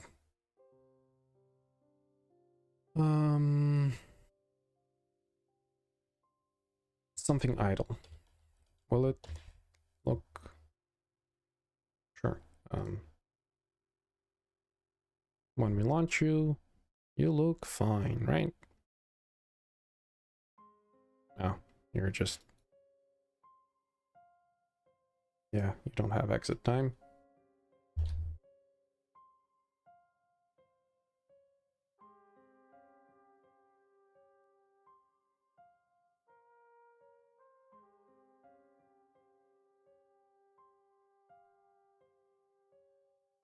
Yep, that is not gonna work, and also it doesn't really matter.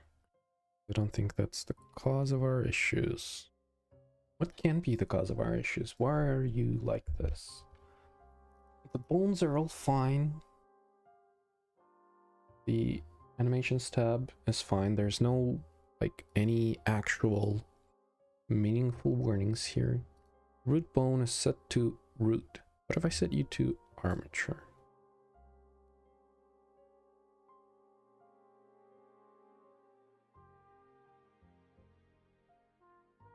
Nope.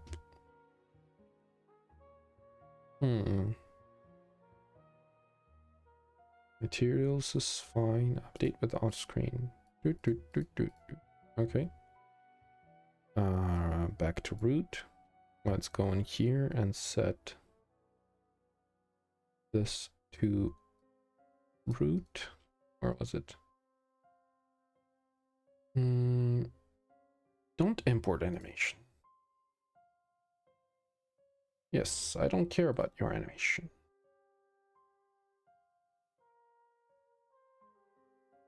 Model is fine. We don't want read writing. No. For smoothing groups, good. Rig. Invite standard. Yes. Humanoid. What if I set you to generic? Will it fix you? No. Humanoid. Boom. Am I using the wrong headless grunt here? No. You seem to be set up correctly in Blender. What if I do this, where I replace you, instead of using the headless one, let's grab the one with the head. So we know that the mesh itself is not causing issues. So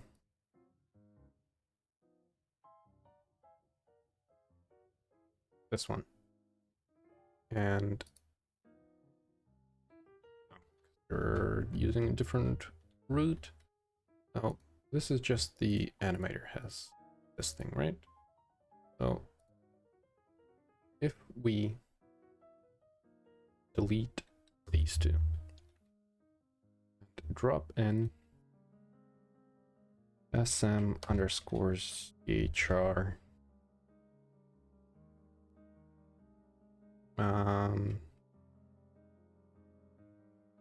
spacesuit male, sure. And we copy and paste character avatar. So I'm gonna paste as or paste component, right? Something was it? Characters avatar.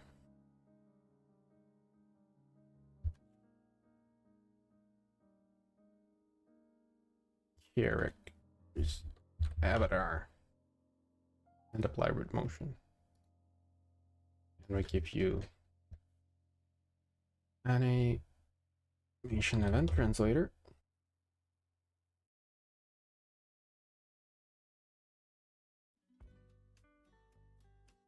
Okay. Now you are fine. And you are gonna animate, right?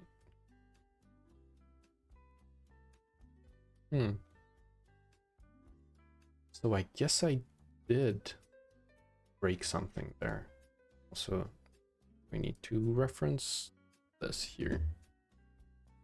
Animation controller and this one.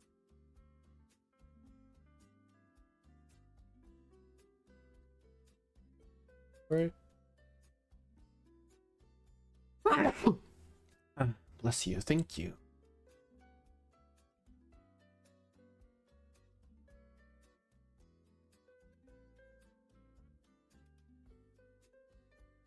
Yeah. It's like you're fine. But the one that I adjusted is not. I guess I broke something somewhere. Not sure how. I guess when I removed the head, some weights got disconnected. But yeah, okay. Let's just have a headed alien.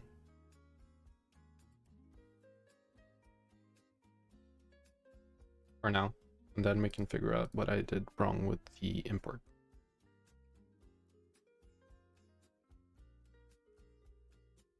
Where are you located? Let's find your prefix. Spacesuit alien male. Cool. Genuinely not sure what was wrong there.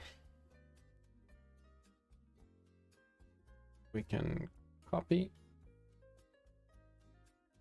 and paste component values. Copy. Paste component values. Remove the male. Keep the alien. Give you the wanted material. Delete all of the other ones that we do not need. Let's change your material to the one that was purplish thing, purple thing. Alright. Okay, yeah, let's bring this back. Okay. Let's reset all the references. We're missing this. We're missing this. Yeah, the reference there. But we want to set the reference to the attack logic. So we're gonna grab your right hand. Spine, spine, spine. Clavicle, shoulder, elbow, hand. Index finger. Index finger. And save.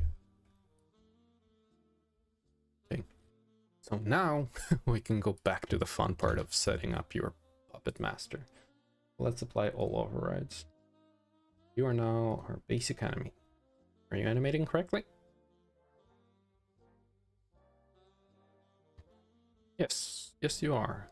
Cool. Love, little fella. And can you throw? Yes. Good. You can throw, you can run.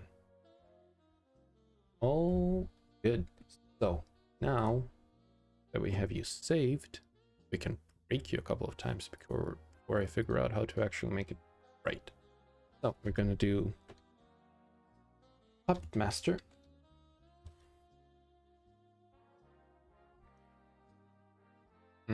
And Ragdoll Creator. You should not be here. You should be on this object. Yes. Eat ragdoll. Okay, you're all correct. Done. Set up. Are you gonna freak out again? Yes. That is okay.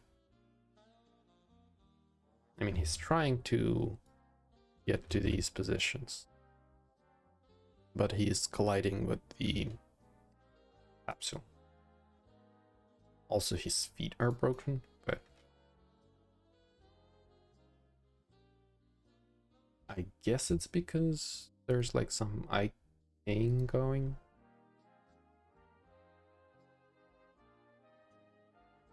Give you full config. So hand mapping seems to be a little off, like hands and legs.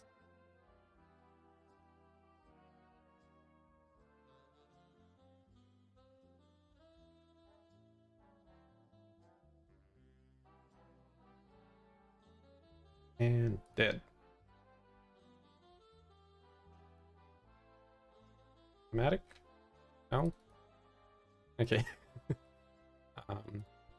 So yeah, we want to set up layers differently.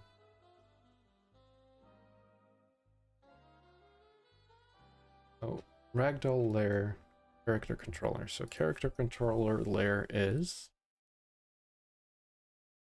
on layer enemy, which is layer 6.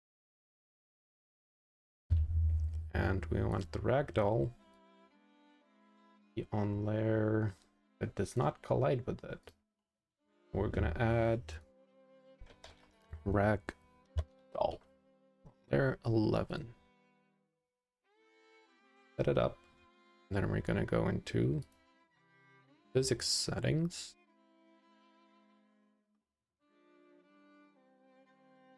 And we're gonna make it so that the enemy not collide with ragdoll. Now it should not jiggle like it has something going on. Oh. Okay. The arms and legs are still broken in some way. A very interesting one, but nonetheless.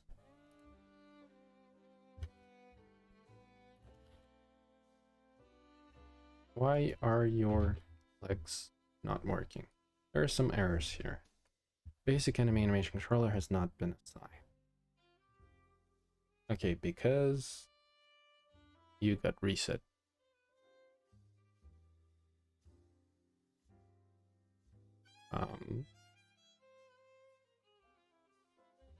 You're now here. Okay. Okay. So now you don't have an error. But your arms are still wonky.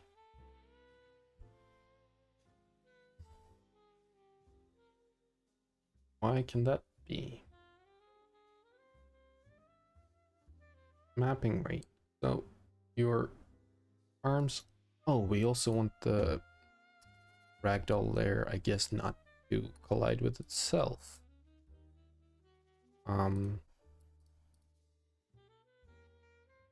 So physics, collision matrix, and we want the ragdoll not collide with ragdoll.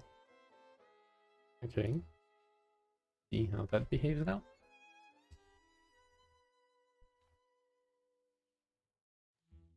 You're still wrong.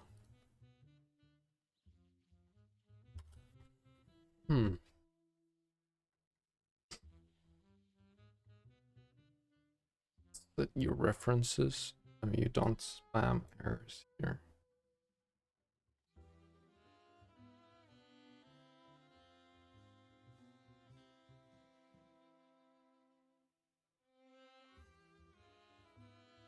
And let's see if the Puppet Master throws any errors.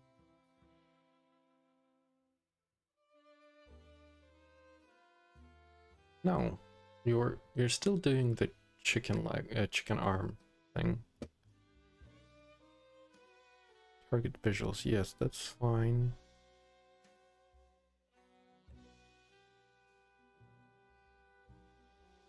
Ooh, I think I remember. I'm getting a flashback. There needs to be like something about a setting that you need to change if this happens. Like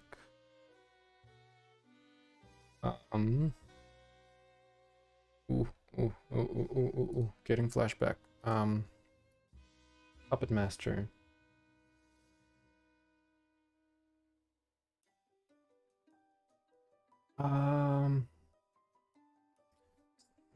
Something was there that we set up for this. I guess not fixed target transforms? Was that it?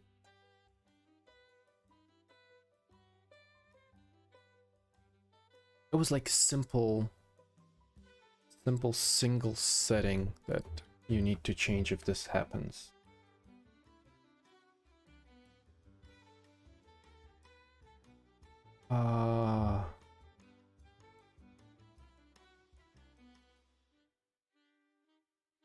Yeah, okay. Or translation animation, is that just it? Is that all we want? So if I... Yeah, cool. And now you're alive. And now you're dead. Alive, dead. Yeah. Okay. Also, spraying can be set to way lower. Dead. You're a little stiff there, buddy, but... Yeah, cool. Nice. We can do the weird thing. Okay. For translation animation, that was it.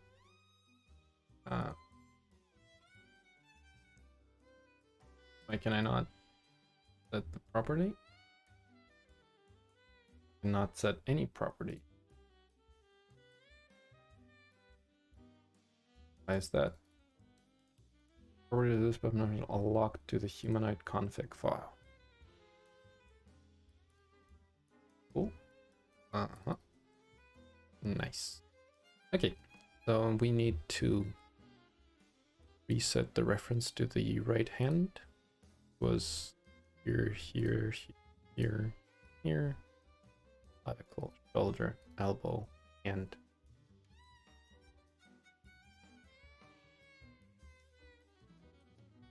Back logic, and you need reference to this. So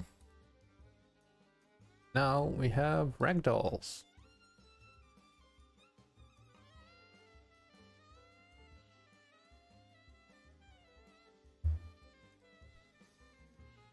Not sure how that's going to perform, like on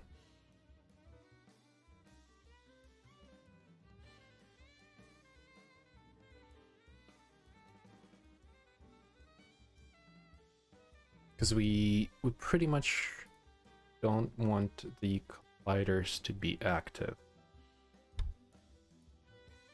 while we're alive, like at all.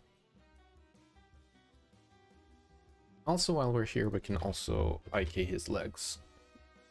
That's when he's standing.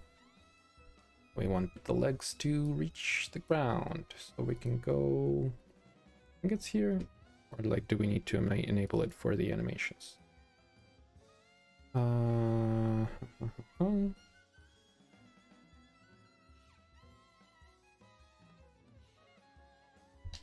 Unity. Good. IK. Where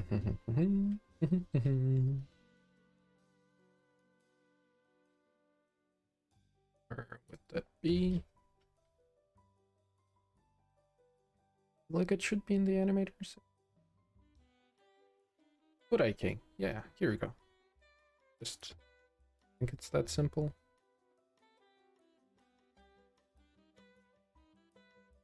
So let's wait for him to get on a slope. Nope. Oh, because he was technically an idol, I guess. Can we pause you? Can we position you like right here?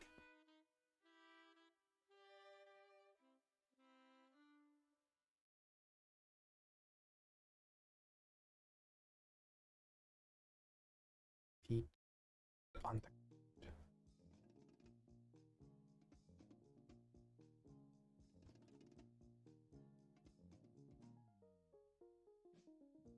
Is it because the animator doesn't have root motion enabled?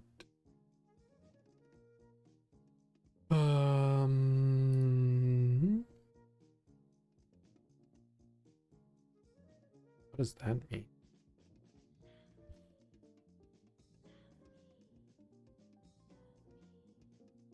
Let's disable your target setter. Let's just have you standing. So you should, at this point, be moving your little footsies. But you are not. This has foot IK. Let's check if the plantry loop offset. Okay. Seems to be set up correctly. But you're not setting your feet in a correct way.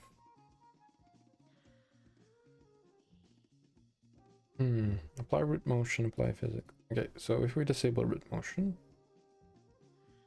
and we check back with this, foot IK enabled. What if we put you in this? Double check that it's not an animation issue. Okay. So let's move you lower. Does that help? No. But your feet are still wrong.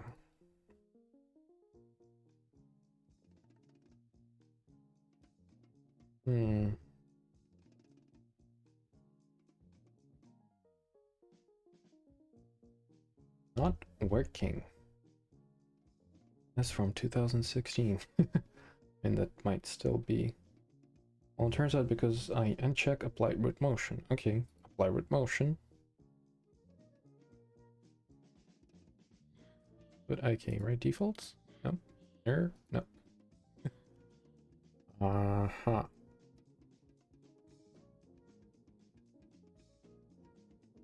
I mentioned the animator controller component to use inbuilt IK, and you need to use root motion. Make sure you have IK enabled in your animation state. Animation state. Put IK. Yes. It is enabled here. Maybe it is disabled in a specific animation that we have here. Forward left. Root transform.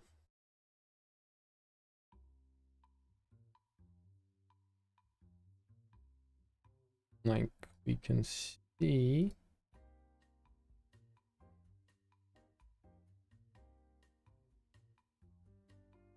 what is happening here. Like your little footsies are not touching the ground. Like you are on the ground.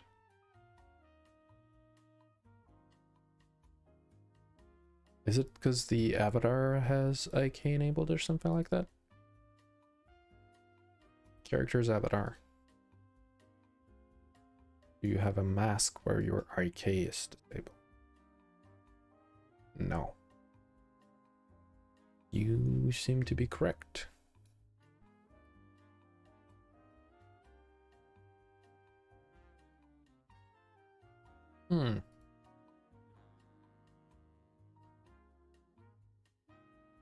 Interesting.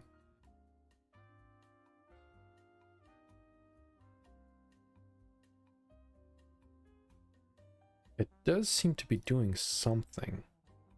Nothing good.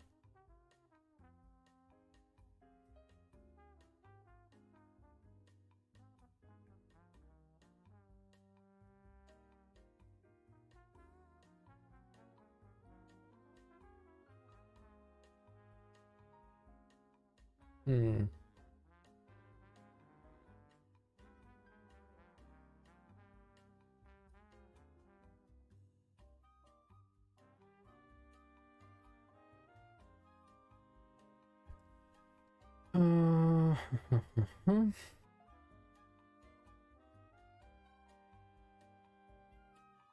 I feel like that we might have to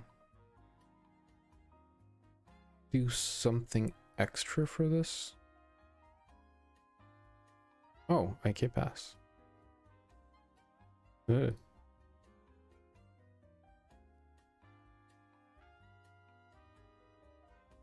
Hmm.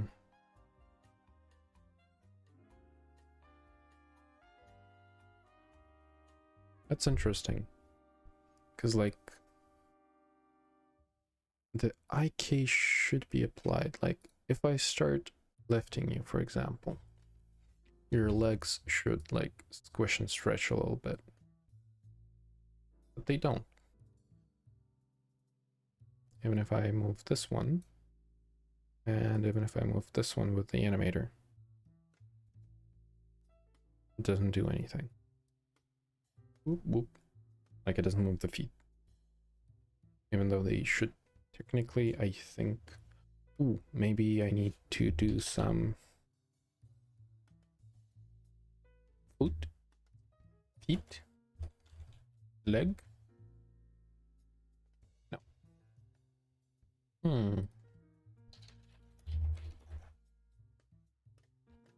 Unity Foot IK 2022.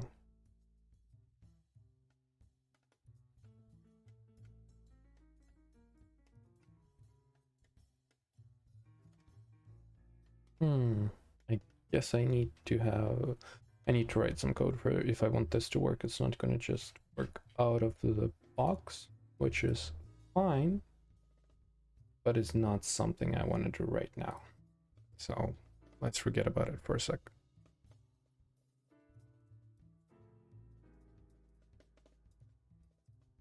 Also, I think it can be pretty fun to see how the Puppet Master will work with the VR interaction.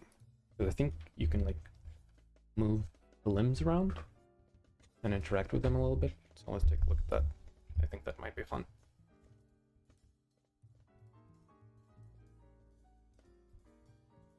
Boop, boop, boop, boop, boop. Like this, and let's make this bigger. Are you disconnected? Yes, you are.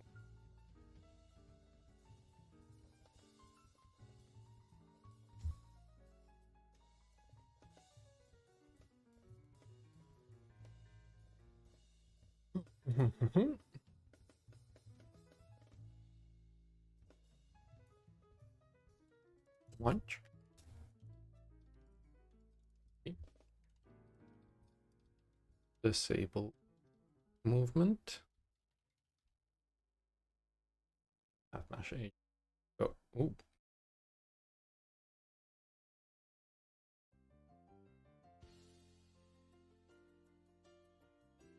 What happened there? Where did the guy go?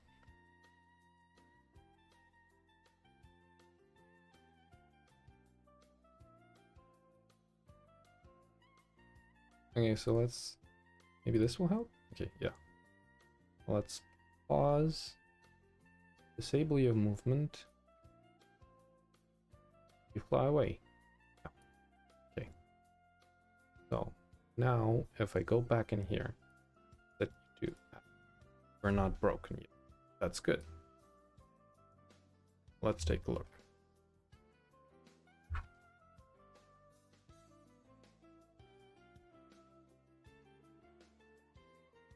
Can we interact with you? Should be... Oh. Disable the capsule that we have on him. Huh. We don't need this right now. theoretically,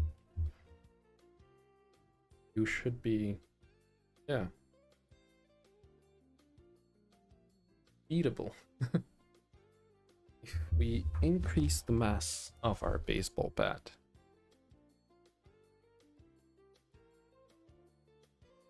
it should have even more of an impact.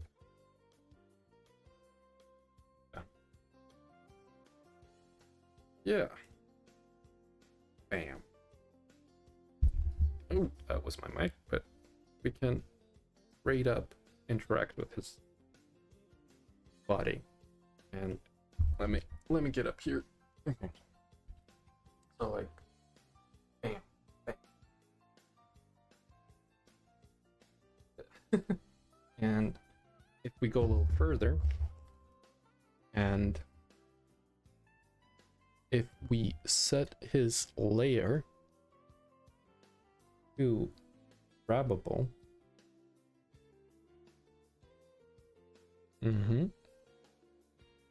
and let's say set you to dead. You do the thing that you do in Alex, where you can move the dead bodies around.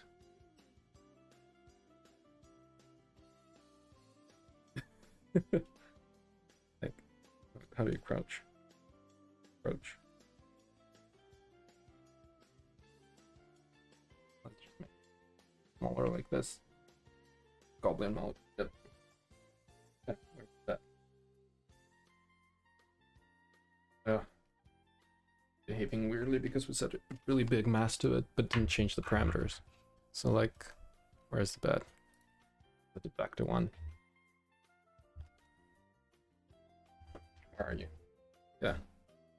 Like, just with this, we can yank the bodies around, and that can be pretty fun, I think. Because humans are weird, and they want to, you know, humiliate their dead enemies after they're done being. Yeah, and if we make it grabbable and set all of the child weights, like all the child controllers to grabbable, you can humiliate your enemies by throwing them off the cliff or something. I'm pretty sure that's the same thing that a lot of other VR games, it's the same root motion and puppet master things where they like allow you to interact with dead bodies. I'm pretty sure it's the same library. But yeah, this can be really fun for beating them and for humiliating their dead bodies afterwards. Oh, yeah, that's the thing that you can do now. You can throw the bodies around.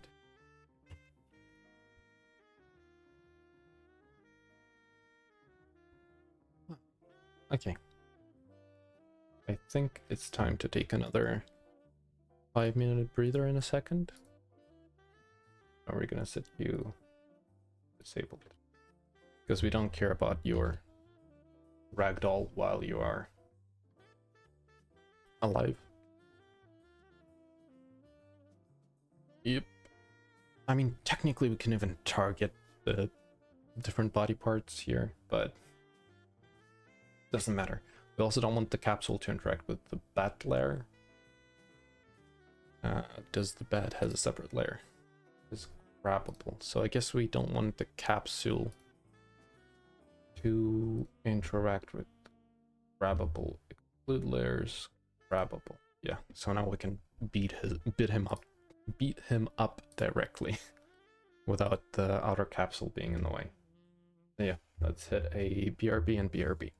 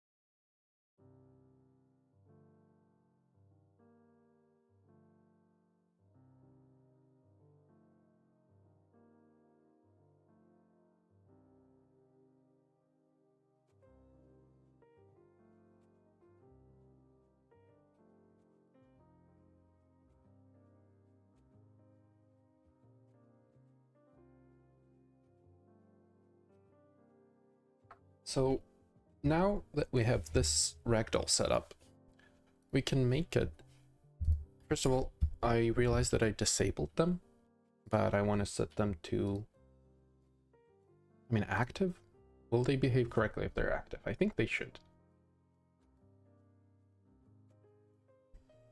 Yeah. You're fine.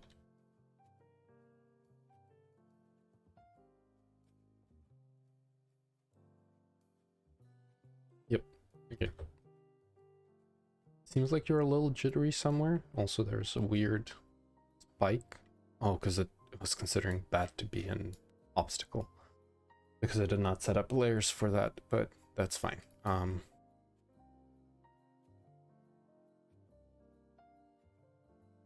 Actually, let's set this up correctly. Since we noticed it. Include layers. Nothing. Just wall. Oh, the bump should disappear. Okay, yeah. No bump. Narrow pathway here, which is fine. If they're moving in the middle, it's okay. Uh-huh. So we want to be able to hit them and deal damage with a hit. Let's say that we want fixed damage.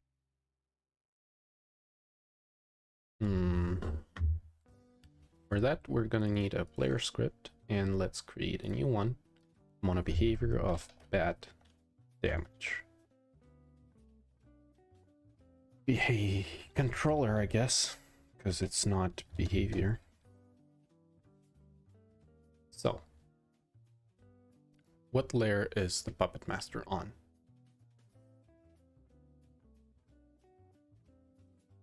Puppet Master is on layer Ragdoll. So we're gonna set up that script here. Not bad visuals, but bad damage. We're gonna have a reference to transform velocity tracker. Yes. We're gonna have damage, yep, and public float minimum velocity or damage. Sure, let's keep it at 1 for now. What is the launch minimum? I think we have that stored in the ball. Yep, everybody knows that damage is stored in the balls. Where's that ball behavior?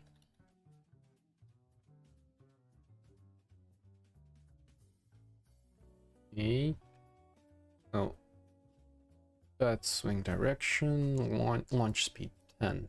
Do we have that overwritten in the prefab? I think we do. Let's double check that. Prefab's ball. That swing direction offset, that power velocity. Fun to power velocity. So it's on. I have a few values which are not exactly set up in the most reasonable way. Magnitude, fun to power velocity. Fun to power velocity limit 9.16. So let's set the same. Let's set this to 9.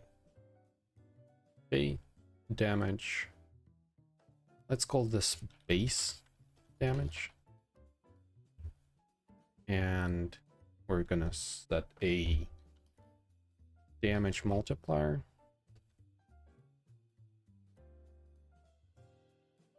Yep. So it's gonna be, let's say 1.2 for every like extra unit per second. Okay, and we're gonna have a public layer mask. of enemy layer. Yes. On collision, enter. Yeah, but not this. Velocity reference. Get velocity. Get velocity does return vector 3. Yes. Magnitude is less return. Yep.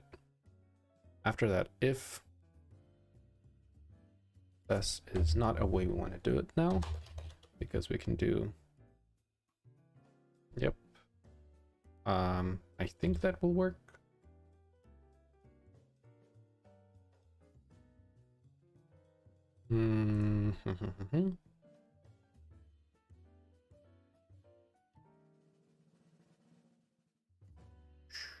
Sure. I think it's the other way around, like enemy layer contains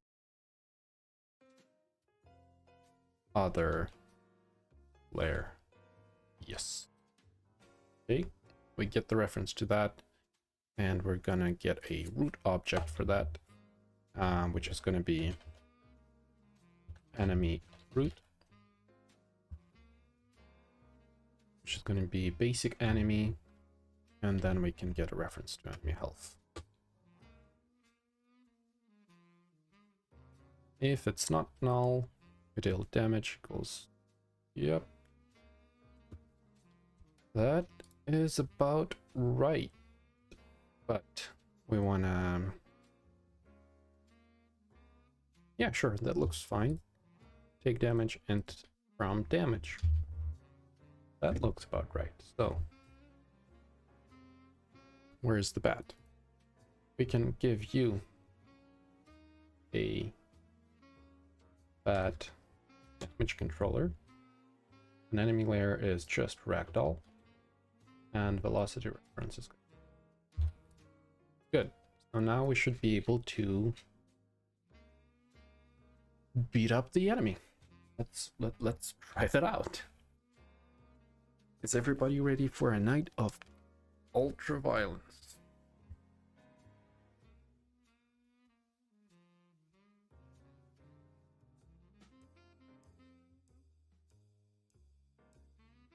We're gonna make it so he not run away.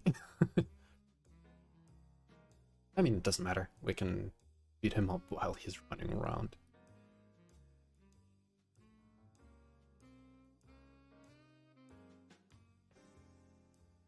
Hear this. Let's look. The next thing that we're gonna fix is spawning on the floor. Come here. Wait, come back. Stop moving. Did that work? Yeah. Bam. That is lovely. Like, there's no feedback, but he does take damage.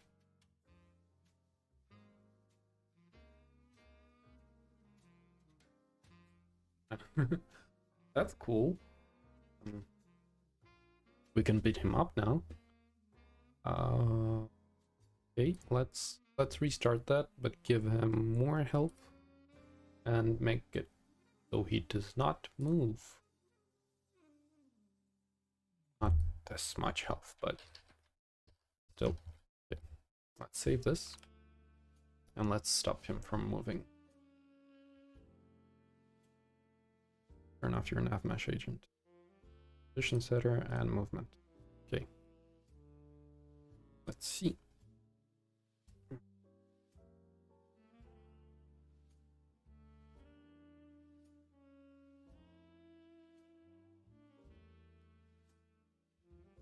Bam. There's like not a lot of move. We can like lower, I guess. On the Puppet Master, like muscle weight, the mapping weight still needs to be high, but this needs to be lower, I think, and power needs.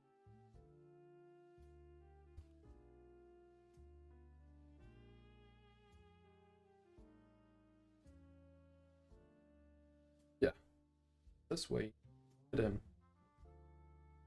There's more of a feedback. Still need sound effects and visual effects and stuff like that. But he is hittable, and that is good. Now we can attack him from distance and from close by. Where the ones that are actually throwing shit at you, the close-up attack should not be that much, like shouldn't be that of a reliable option for the guys that are attacking from the distance, because we want the player to deflect their balls instead of hitting them up, like beating them up. But if the player can deflect and then hit them, that's absolutely fine. So let's add logic for, do we want there to be blood, or do we want there to be just some particles? Let's say we don't want to add blood yet, just so that the potential age restrictions do not apply. Because like it's cartoony. We don't really want there to be blood or gore or anything like that. It's just fun little cartoony thingy. So here we can also add public void play it effect. There's no ball, there's nothing like this. We're gonna set a public hit effect, and in here we're gonna pick something that looks understandable enough. So let's just look at prefabs.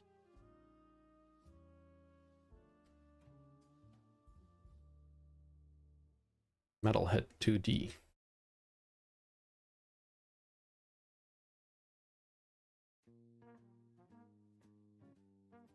That is not exactly that, but if we look at where that is, Spark Explosions, Starburst.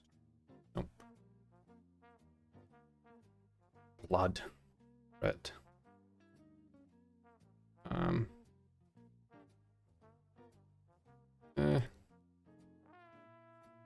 I mean, if we make it green, maybe?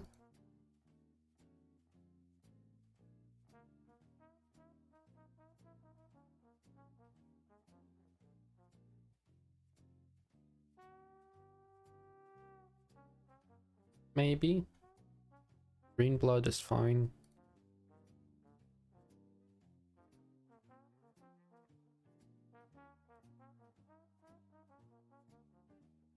Let's not go there yet.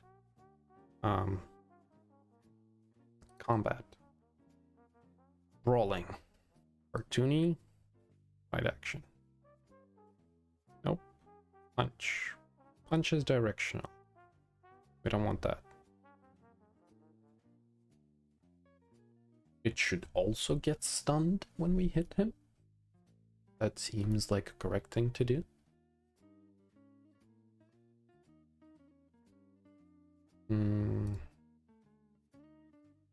Well, let's worry about that in the future, and only if you hit him in the head. Sparkle. No, Sparkle's not good. So when you punch somebody in a cartoon, what happens?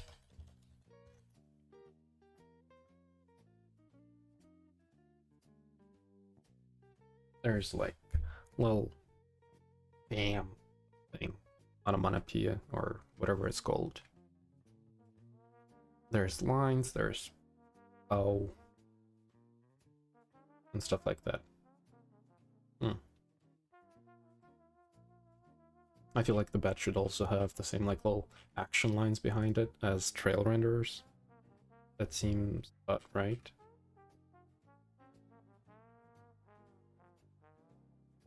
How does it look? Let's take a look at, I mean, anime punches? Ooh.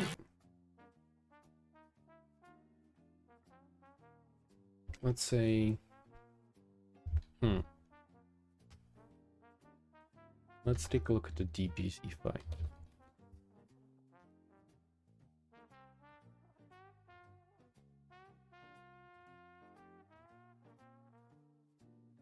So they have no animation going on, it's just a lot of static frames.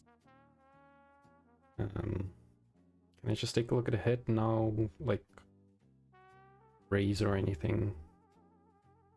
I just want to take a look at a single head, but you just keep firing rays. You don't have a single hit in your fights. Come on. Lasers, lasers, lasers, lasers. Give me a punch.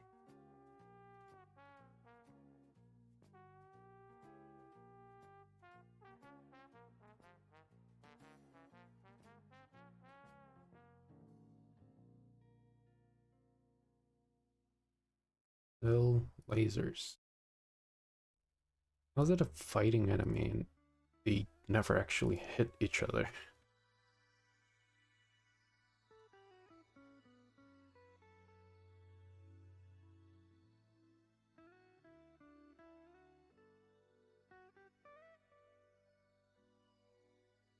Yeah, they genuinely do not hit each other.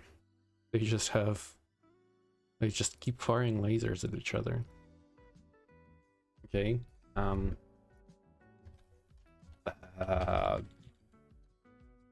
What the Jujutsu Kaisen? They have fights, right?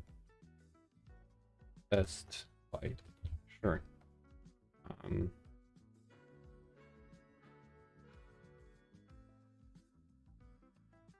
No, do you not have an animation of a fight? I just want to take a look at what the visuals for hitting is. Like, oh, I remember that in One Punch Man, there was a dude with a bat. What's his name? Metal Bat, cool. Metal Bat versus Garou. Okay, so let's take a look at this fight. So, okay, there's a fight with a centipede before that. And there's a lot of hits going on. Yep, okay. So there's like a flash of light every time you hit something.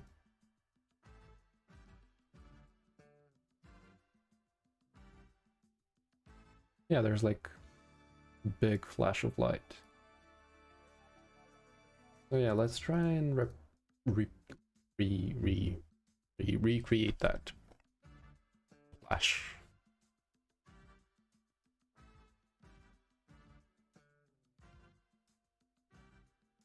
Radio.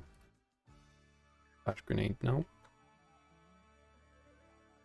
That's grenade.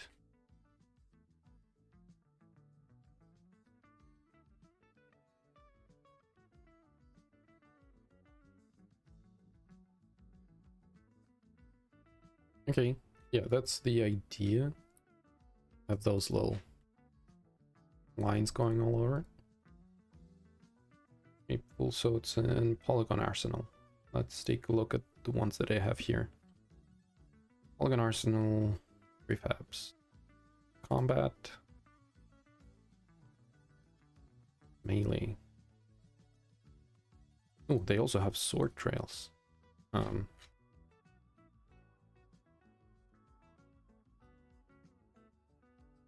That I think would work fine for a bat. Yeah, this thing. But just disable the sparkles and keep the lines. Yeah, let's add that before I forget.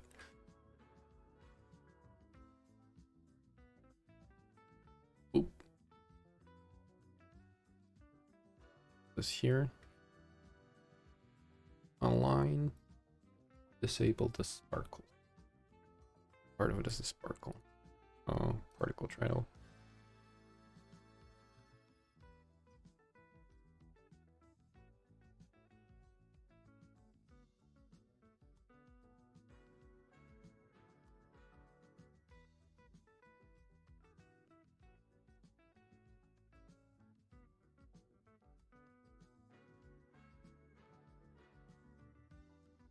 Now, this is this bit, and this is this bit.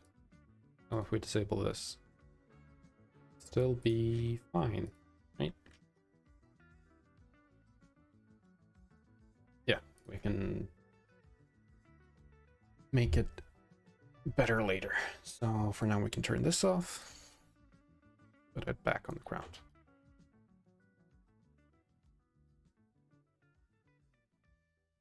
Okay, now we have the little particles. We should also like disable enable them to control when they're actually visible, but okay, that's good to have.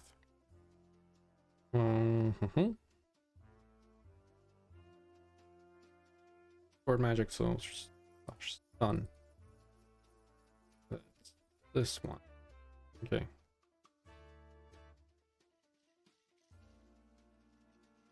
Let's go into Flash here, but only look on this set.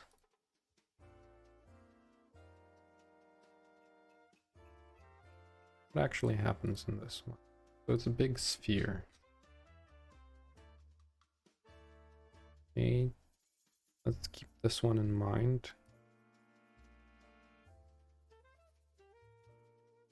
Oh, if we take the yellow one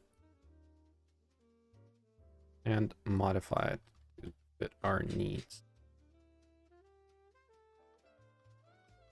Okay. Restart. Do it even slower. But we don't want the protruding part, but we want the start ring, and that's pretty much all we want there. I don't want this. So if we actually have to have it because it's a parent one.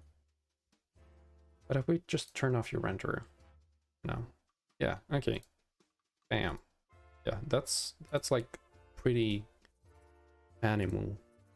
So if we change the material on this from,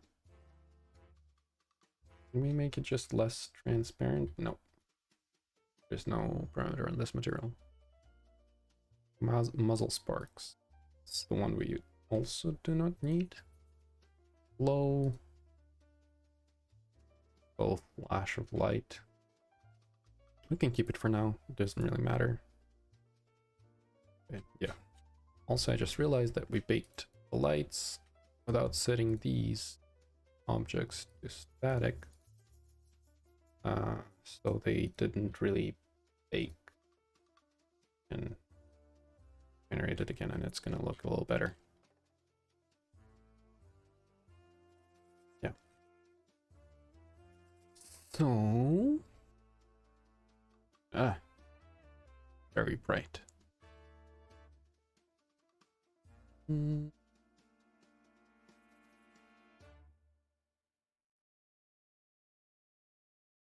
Yeah, now it's just too bright.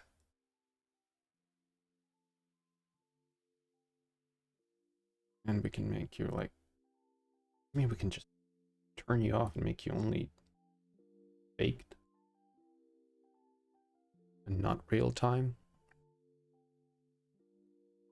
I want it to look kind of nice while I work on it. Let's regenerate this. Okay. And now we can add another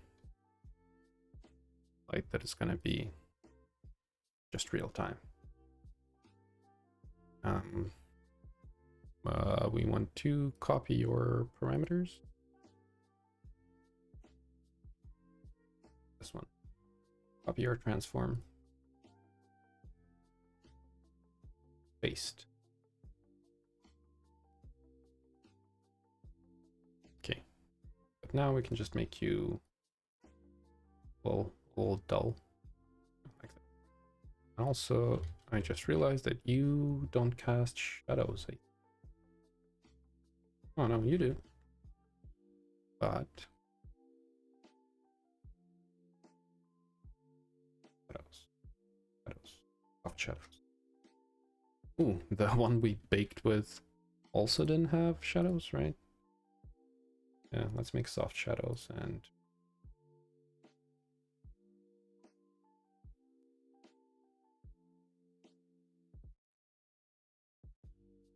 Okay.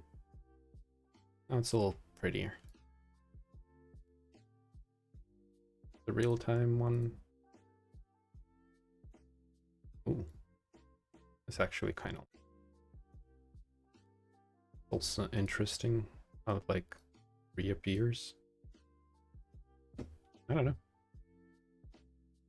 There's a lot of cool things in Unity with light, especially. So it's really fancy now. Well, not really fancy, but fancy.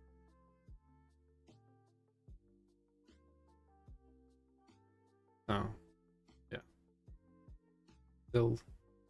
Still enjoying it quite a bit.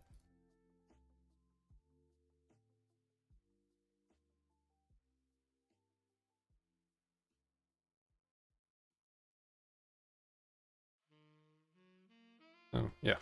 What was I doing before I started playing with lights? We're doing something useful. Yes, the impact. Because I saw light here and I wasn't sure if it was good or not. So, what if we set you to world instead of local?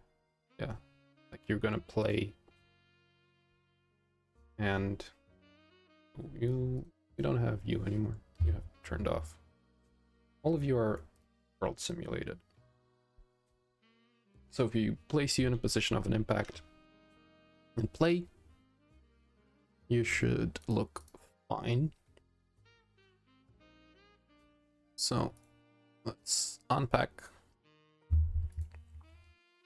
and rename you to Bat. And we're gonna drop you in the Bat in here, and we're gonna put your reference to here. And let's go back to the script. Yep, you were.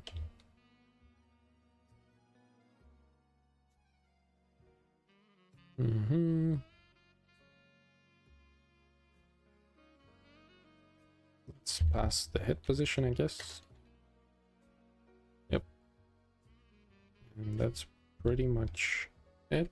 And we need reference to the particle system. Yep. And like this.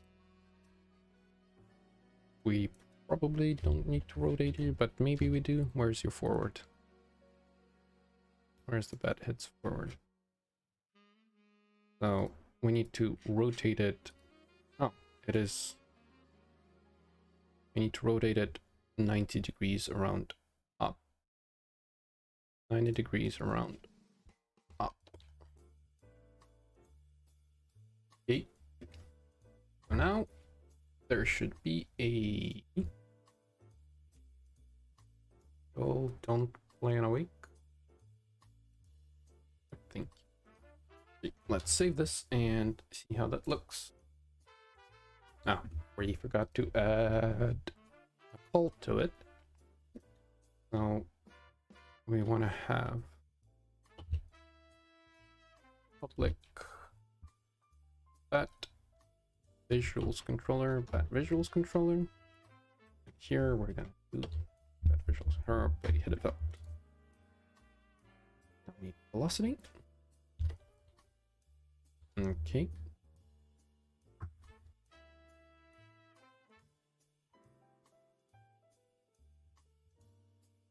Cool.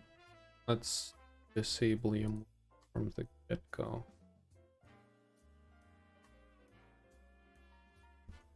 Oh. Let's double check, I guess. Okay, you're standing there. All good. Yep. Just it with the headset.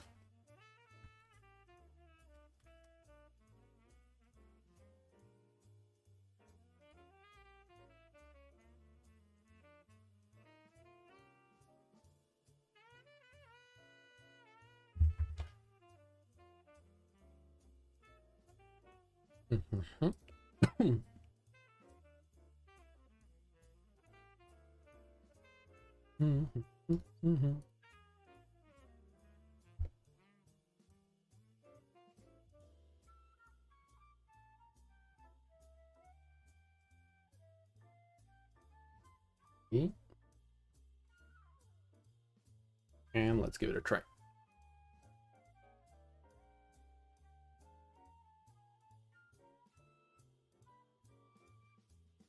Not spawning on the floor. That would be a good one. That is definitely way too. Yeah, sure. Damn.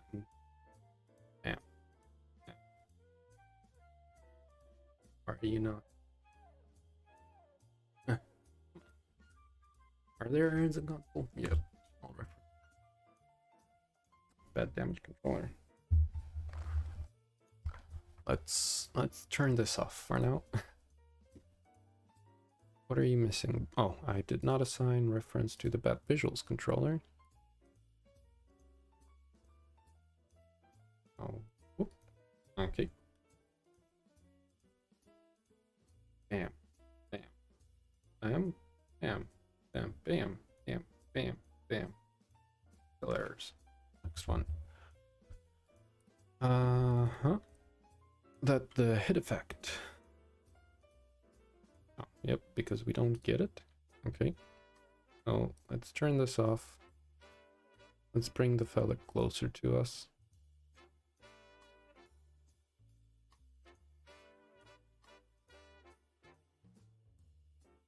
Okay. Sure. Let's try that he's looking.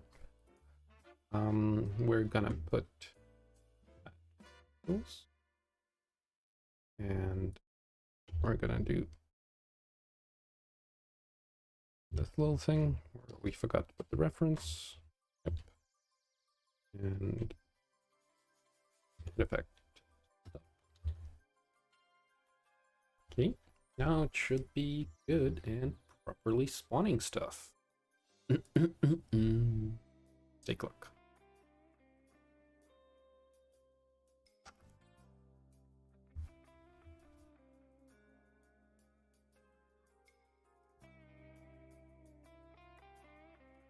Okay.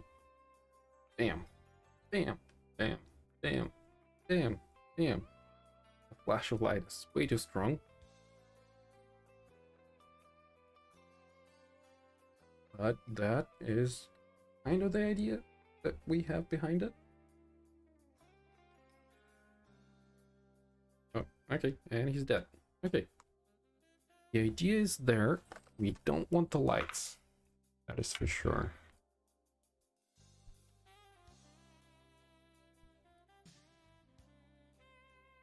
Or maybe if we want it like way smaller. But for now, let's just turn it off. Oh, and talking about turning things off, I think I'm gonna turn off the stream for tonight because we've achieved a lot of things which are really, really good and really fun. And this is a very good setup for tomorrow. So let's leave some fun for tomorrow. That is definitely the real reason, and not just because I'm tired and want to stop for tonight. This is going to be it. Thanks everybody for joining in, and see you next time.